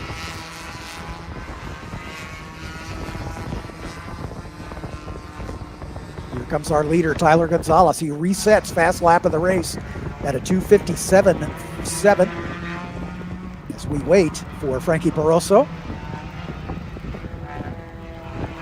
And it's a long wait. It was some 17 seconds a lap ago. As Gonzalez continues to stretch his advantage, I'm guessing that lead is even bigger. And it is 21 seconds now is the gap. First to second, Stuart McAleer up a spot to 3rd now, with Rafe Abdullahi in 4th position, Nick Leverone in 5th, Julian DaCosta 6th, Raudat, Hance, Danny Stain now up to 9th. He's up 23 positions. That's the biggest mover so far after he had some problems. And right behind him is Todd Burris, who again started deep in the pack. He is 17 positions up from where he started. But those two who were destined to be near the front of this field, very much still in the running. Danny Stain may have picked off a couple cars there in our shot.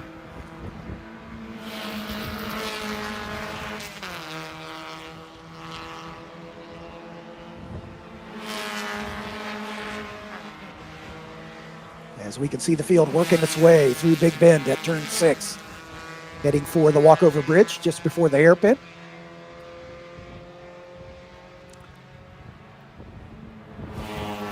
Biggest mover is easily Danny Stain. Todd Burris is up 17. Corey Collum is up 15. He's currently in 16th spot. Steve Clemens is up 14. He's in 15th. Harley Scuffle is up 11. He's in 14th. Rafe Abdullahi is up 9, currently running in the 4th spot. Frankie Barroso is up 7, currently running in 2nd.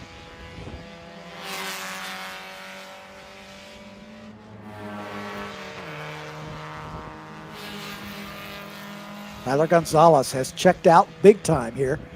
A 21-second lead after only 4 laps. He is in a class of his own in this one for sure. Got about 20 minutes remaining in this one, so plenty of racing left to go. Plenty of opportunity for mistakes, for sure.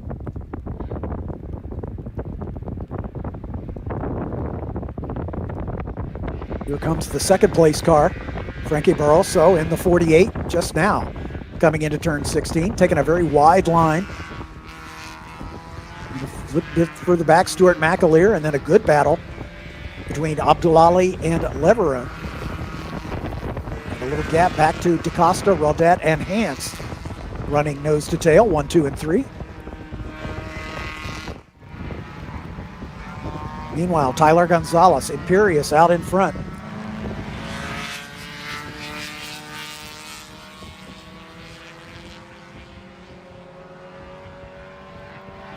He has disappeared into turn 1 before the chasing pack even gets close to the the front straightaway.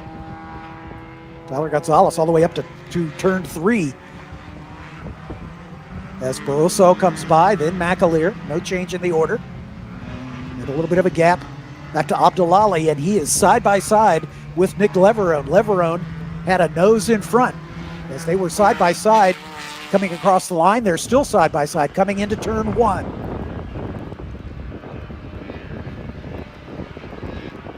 Watch that battle as there's Barroso, you see on camera, making his way through turn number 3. Then McAleer, and then Leverone and Abdullali. Leverone, I think, has been able to take that position. Abdullali gets a little squirrely as he tries to keep up. Danny Stain is there up into 6th position. He's now up 26 positions from his starting spot.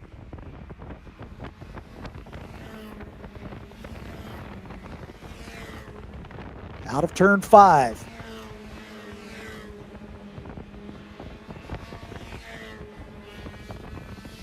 Comes that battle. Stain is only 3 seconds behind Abdullali and Leverone, who have a great battle of their own.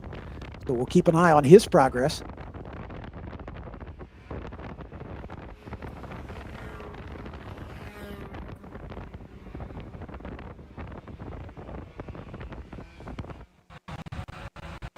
Todd Burris up 18 spots, currently inside the top 10 in 9th position. But Danny Stain, easily the biggest mover, up into 6th.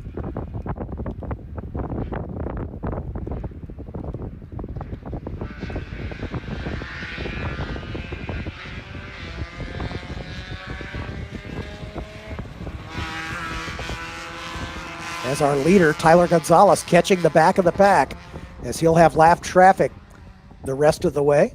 My guess is that is Daryl Cooney, that he is about to put a lap down.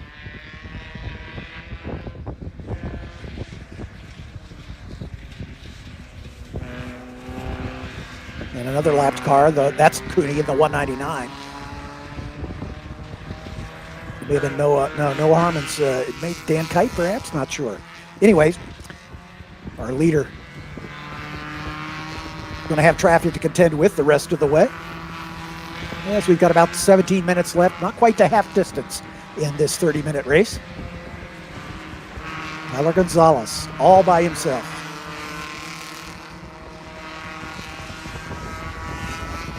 But some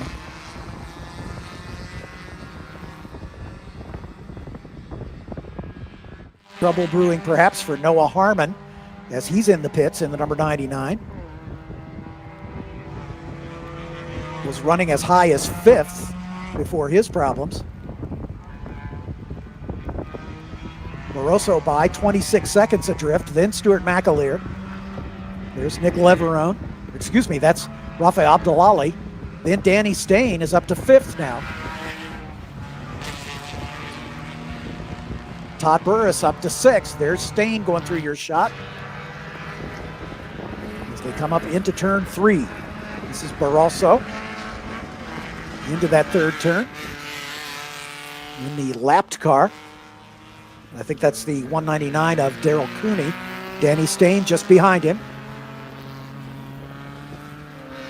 Here's Danny just now as he chases down Abdullali. About 2.8 seconds. On the last lap, Stain turned a 3-minute .254. Abdullali a 3-minute .9. So he's about 7/10 quicker. So he's going to have to hustle if he's going to get up inside the top 4.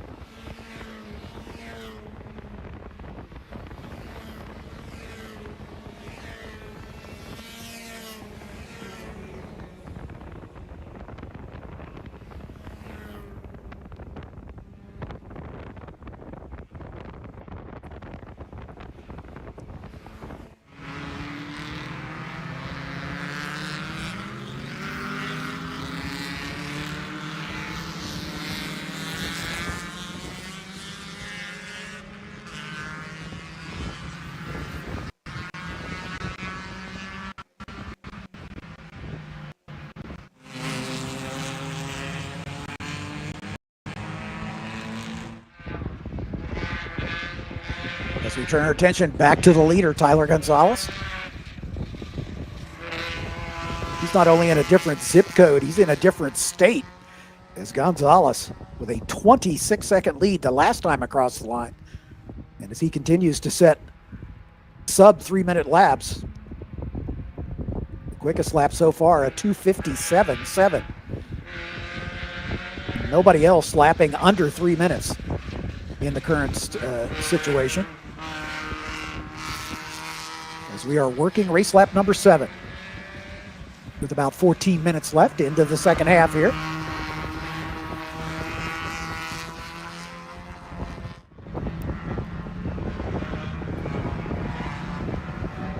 Here's your leader across the line, Tyler Gonzalez. Relaxing his pace just a little bit. The rain may be picking up, which is forcing everybody to slow down just a tad. Gonzalez's last lap, a 3:02.2 with a nearly 30-second lead. He can afford to take it easy and not put anything at risk. As we wait for the second place runner to come into our vantage point, there's Barroso in the 48. Stuart McAleer should be next across the line, and it is.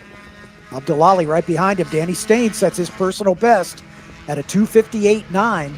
He is lapping faster than the leader and is close to within 0.9 of a second of Abdullahi. So Danny Stain up 27 positions, trying to make it 28 here if he can get up to 4th. There's Barroso in turn 3.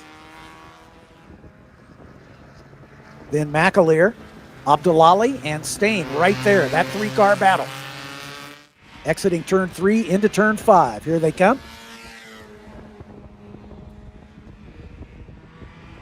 McAleer in the 143, Abdullahi in the 13, and Danny Stain in the 39, and he is looking racy.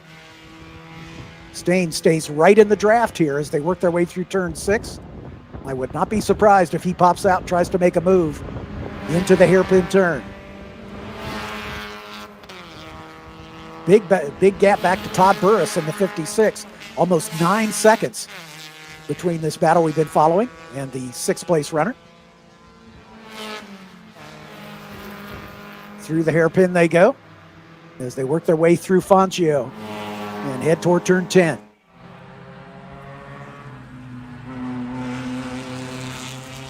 Here's Barroso waiting on the battle behind. Stain has picked off Abdullahi. He is right on the back of Stuart McAleer now.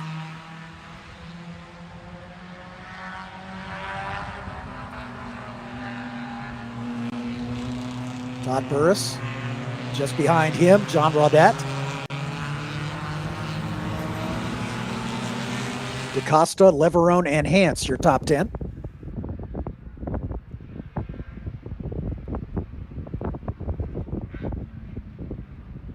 This lead battle up into turn 10, heading for the tower turn.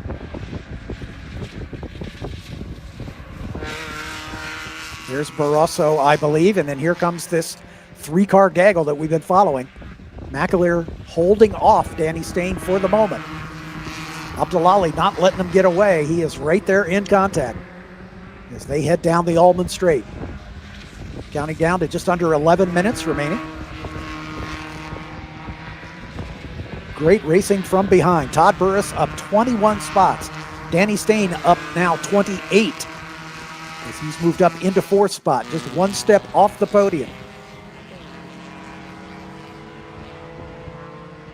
If he can find a way around McAleer, he'll be on the box after starting near the back after problems in the qualifying race yesterday.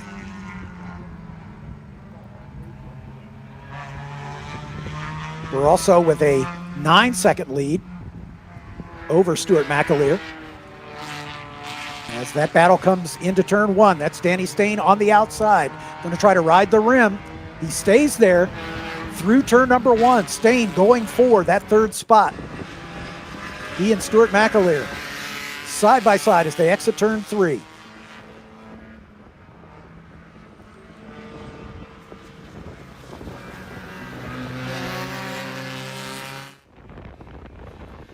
Here's Barroso. 29 seconds adrift of our leader.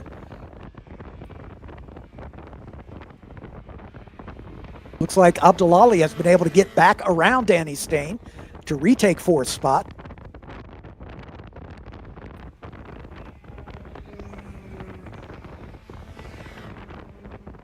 There's Todd Burris, John Rawdad, and Nick Leverone behind them. Here they come into the hairpin turn. Oh, Leverone goes too deep on the brakes. I think that's Danny Stain getting by.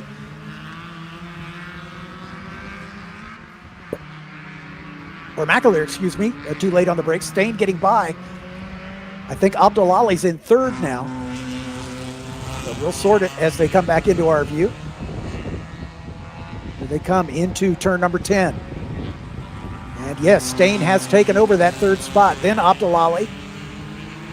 And then Stuart McAleer with a problem as he overcooked it coming into the hairpin turn, turn 7. Todd Burris all by himself. John Rawdad coming up behind him.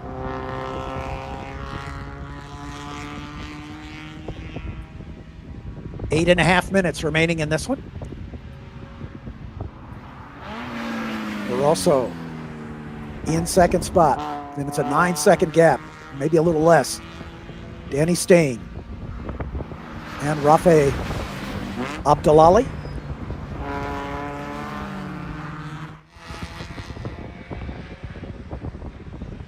Stuart McAleer just behind them as they come into the final turn onto the Ullman Straight.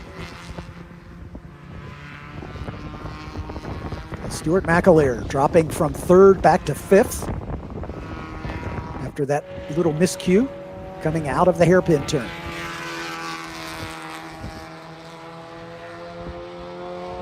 Seven and a half minutes yet remaining. As our number one camera back online, as we can see Barroso coming out of Sunset Bend and onto the front straightaway. And here's the battle behind. Danny Stain up to third, picking up 29 positions from the start of this race. Rafe Abdullali up 9. Stuart McAleer down 1 from where he started, as he's currently in 5th. Todd Burris up 21 spots into 6th. John Rawdad right where he qualified, as is Nick Leverone in 8th. Julian DaCosta, after running near the front, falling back to 9th now. Trace Hance, who was the biggest mover in the qualifying race last night, rounding out the top 10 right where he started this one. As we follow this battle between Stain and Abdullali, as they exit turn 3, now into turn 5.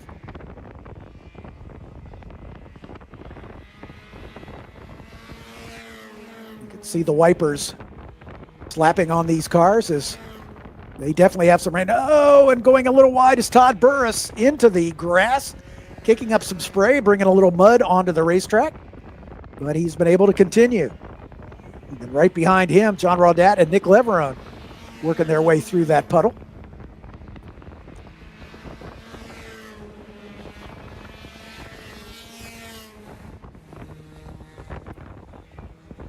Meanwhile, back at the front, Tyler Gonzalez continues on his way.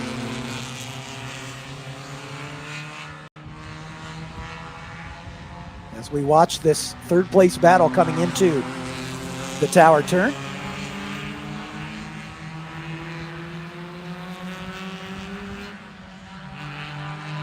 Or turn 10, I should say, sorry. Tower turn would be next in the order. They begin the southern battle out of Tower down through Bishop, where our camera is right now. There's Barroso.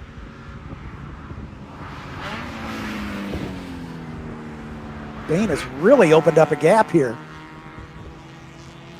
Or no, there's Stain. I think that's a lapped car just in front of them. We'll sort that as they come back onto our timing and scoring line here at start-finish, as the white flag is in the air for Tyler Gonzalez. 1 lap to go. Gonzalez sets fast lap of the race on lap 10, a 2:56.5.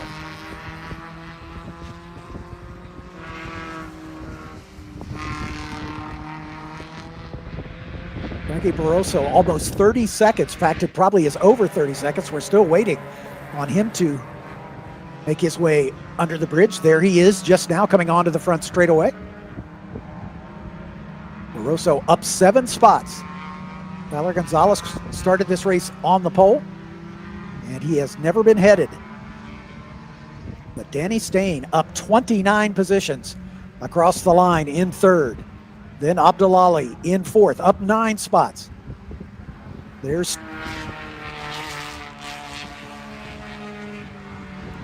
Stuart McAleer. Then Todd Burris, a great recovery drive for him, up 21 spots.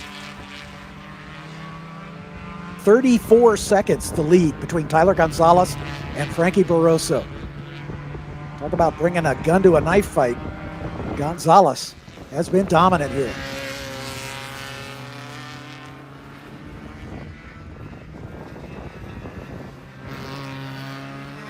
Stuart McAleer.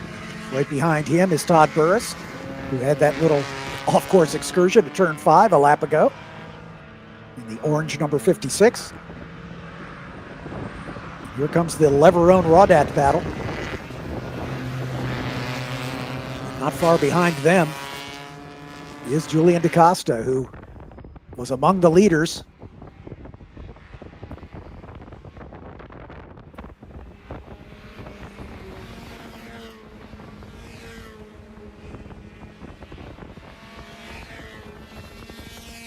Good battles up and down the racetrack. Leverone and Raudat only separated by 0.2 of a second at the line. That may be the closest battle on the racetrack right now, as the battle for 7th.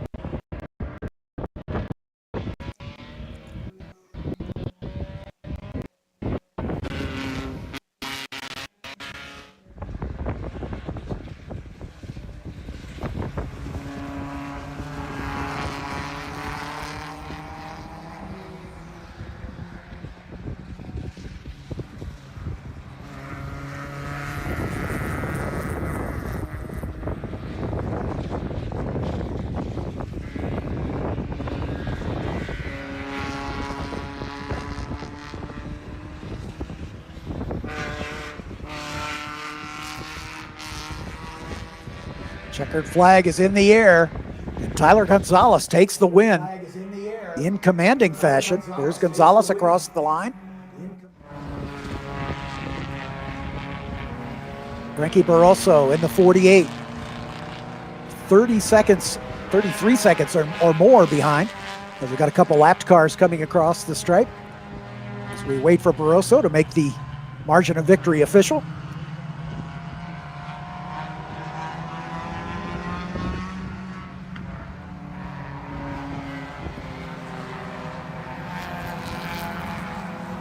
There's Frankie across the line. 36 seconds adrift of our leader, Tyler Gonzalez. Oh, side by side is Abdullahi and Stain, and Abdullahi gets it done as he retakes 3rd spot in the run to the flag. Nope, I'm sorry. Timing and scoring just corrected. I thought I saw Stain in front as they crossed the line, but 31 thousandths of a second separating 3rd from 4th. Danny Stain, what a drive. 29 positions made up after problems in the qualifying race last night. Abdullahi fighting with him right to the end. Stuart McAleer fading to 5th, some 7, almost 8 seconds behind that battle. And then another 4 seconds back to last night's winner, Todd Burris, as he picked up 21 spots in the course of this race. Nick Leverone up 1 spot from where he qualified, another 16 seconds back at 7th. Julian DaCosta fading at the end, ends up in 8th spot. John Raudat also dropping back a few spots in the closing stages as he'll finish at 9th. And Trace Hance, right where he qualified, in 10th spot, finishes there. Mikal Fountain, Evan Stamer, Matthew Dirks, Harley Scuffle, and Steve Clemens, your top 15. Corey Collum, Marcus Vento, Alfredo Zadan, Mark Curley, and Claude Cineretti are your top 20. Earl Hart, James Fountain, Enrique Tamayo, Dan Kite, and Steve Shelton Jr., the top 25. First car a lap down was Dan Kite in the number 24th position. Natalina Scappaticci, Felipe Cineretti, and Mike Leo, the last cars running. Jay Dennis finished in the pit lane Daryl Cooney and Noah Harmon also a lap down. Chris Haldeman leading early, dropped out after 3 laps. He'll finish in 32nd spot. Chris Clark did not take the start in 33rd. Pretty exciting stuff for the first race of the Pro Spec Miata class. After post-race inspection, if it all holds true, Tyler Gonzalez is $3,000 richer. That's assuming he qualifies for the Mazda Motorsports Award. Great way to start this new class in FARA.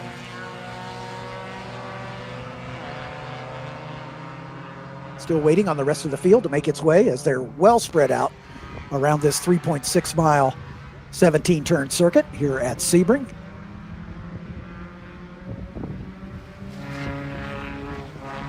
One of the oldest racing surfaces here in North America. Racing here since the 50s. More to come as the Enduro warm-up for us coming up at 4:25. That's about 25 minutes from now, as we've got a track cleanup and some more high-performance driving experience and time trial sessions in between. But we'll have a brief 15-minute warm-up for those drivers taking part in our 2-hour Enduro tonight. That's coming up at 4:25. And then another break for another NASA race, as well as some additional HPDE sessions. And then we'll be back after that at 6 o'clock in the dark for the start of the 2-hour Enduro, the first 30 minutes of which will be the second sprint race group of the weekend. So with that, we'll stand aside. Again, I'm John Phippen. Thanks for being with us. We'll be back with you in just about 25 minutes time for the warm-up for tonight's Enduro.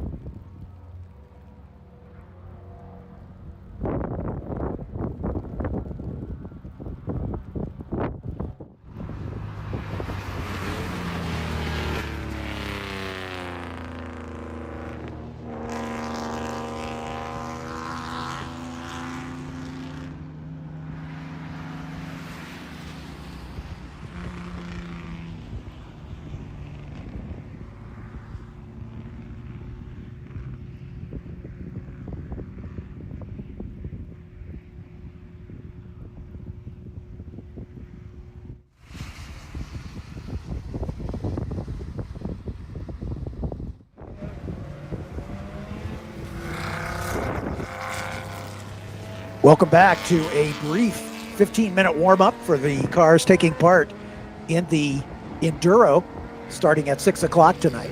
Remember, the first 30 minutes of that Enduro will count as sprint race number 2. At the end of 30 minutes, the sprint race drivers will retire to the pit lane, leaving the balance of the 2-hour Enduro to those drivers competing for the Enduro Championship.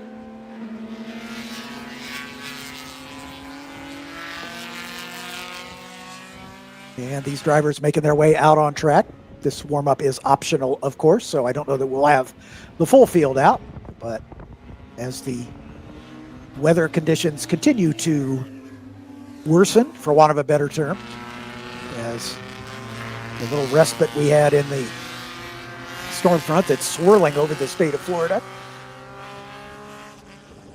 is destined to get worse before it gets better. So we'll have some deteriorating conditions throughout the rest of the afternoon and into the evening.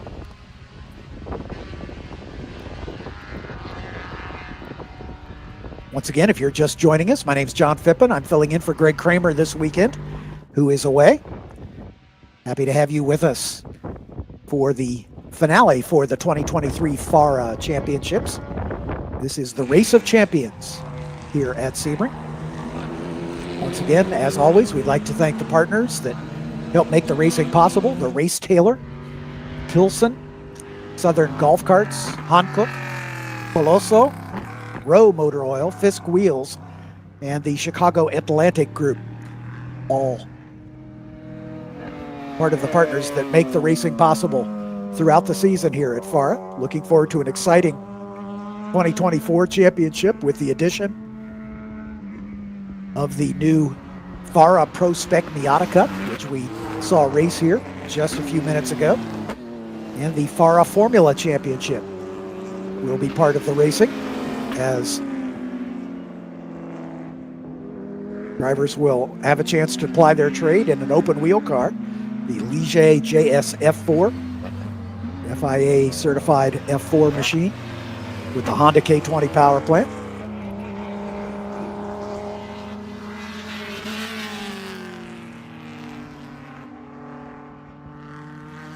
As our Enduro runners just to get a chance to make sure the headlights are working and their rain tires are well and truly ready to go. Miguel Villagomez in the number 91 Ligier JSP 320. First across the line to start his timed lap. The only FP3 car here this weekend is Jean Trahan in the number 15 Radical SRF. James Hammond in the 176 Porsche from the MP1A class. Max Hewitt in the number 22.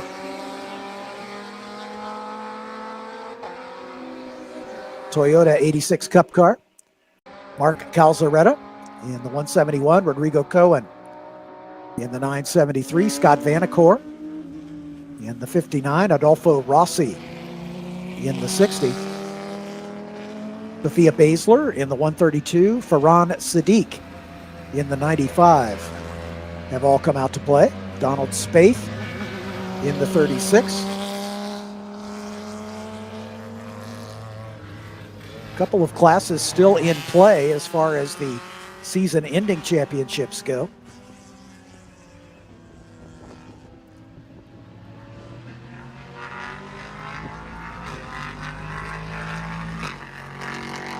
Isabella Abreu in the number 11 is also taking part in this warm-up session. If Tomas Ballester elects to run in the Enduro tonight, he is in a position to take the championship in the MP1B class. So far, we've not seen him in the warm-up, but that doesn't necessarily mean that he won't take part in the Enduro tonight. He's only 7 points behind David Willens, who is not racing here this weekend. Adolfo Rossi also in a position, although it's a slim chance, if he can win his class in tonight's Enduro and Sophia Basler does not score more than 2 points. He could possibly take over the top spot in the MP2A category. That's going to be a tall order.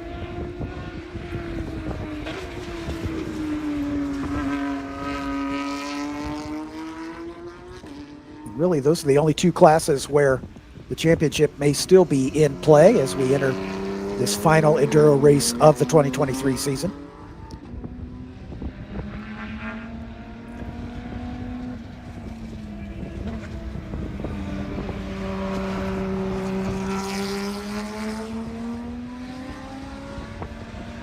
This warm-up very brief indeed, as the checkered flag already out after just one flying lap.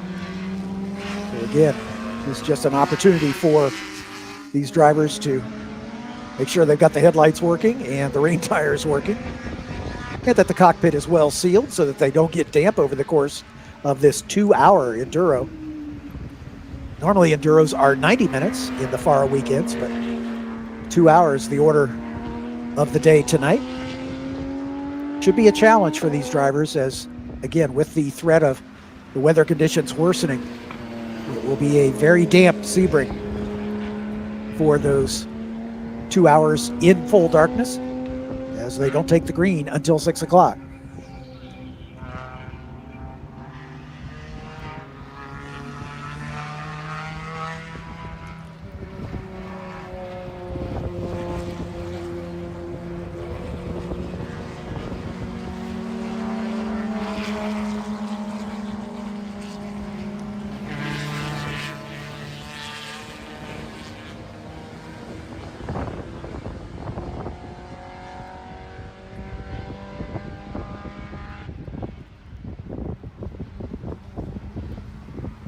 So far, just two prototypes taking part in this warm-up, the FP1 Ligier of Miguel Villagomez and the FP3 Radical of Jean Trahan. MP1A, which are the most contemporary of the Porsche Cup cars, well represented here. Mark Calzaretta in the 171 991.2.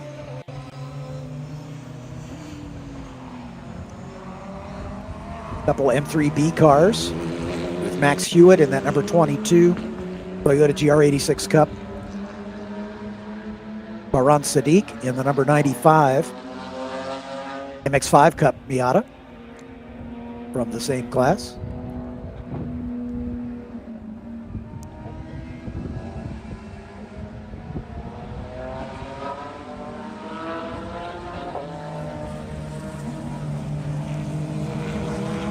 Gomez, one of the MP2 cars in the field in the 84.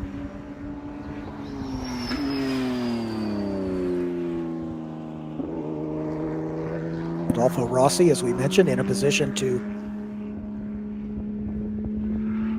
make a play for the championship. If he does well, he can maintain second in the championship at the end of the night tonight. Jim Hammond and Neil Dimitri both here, and they could overtake Rossi if he has a bad weekend. So that's the MP2A class, the best opportunity for a change in the championship standings after tonight's Enduro.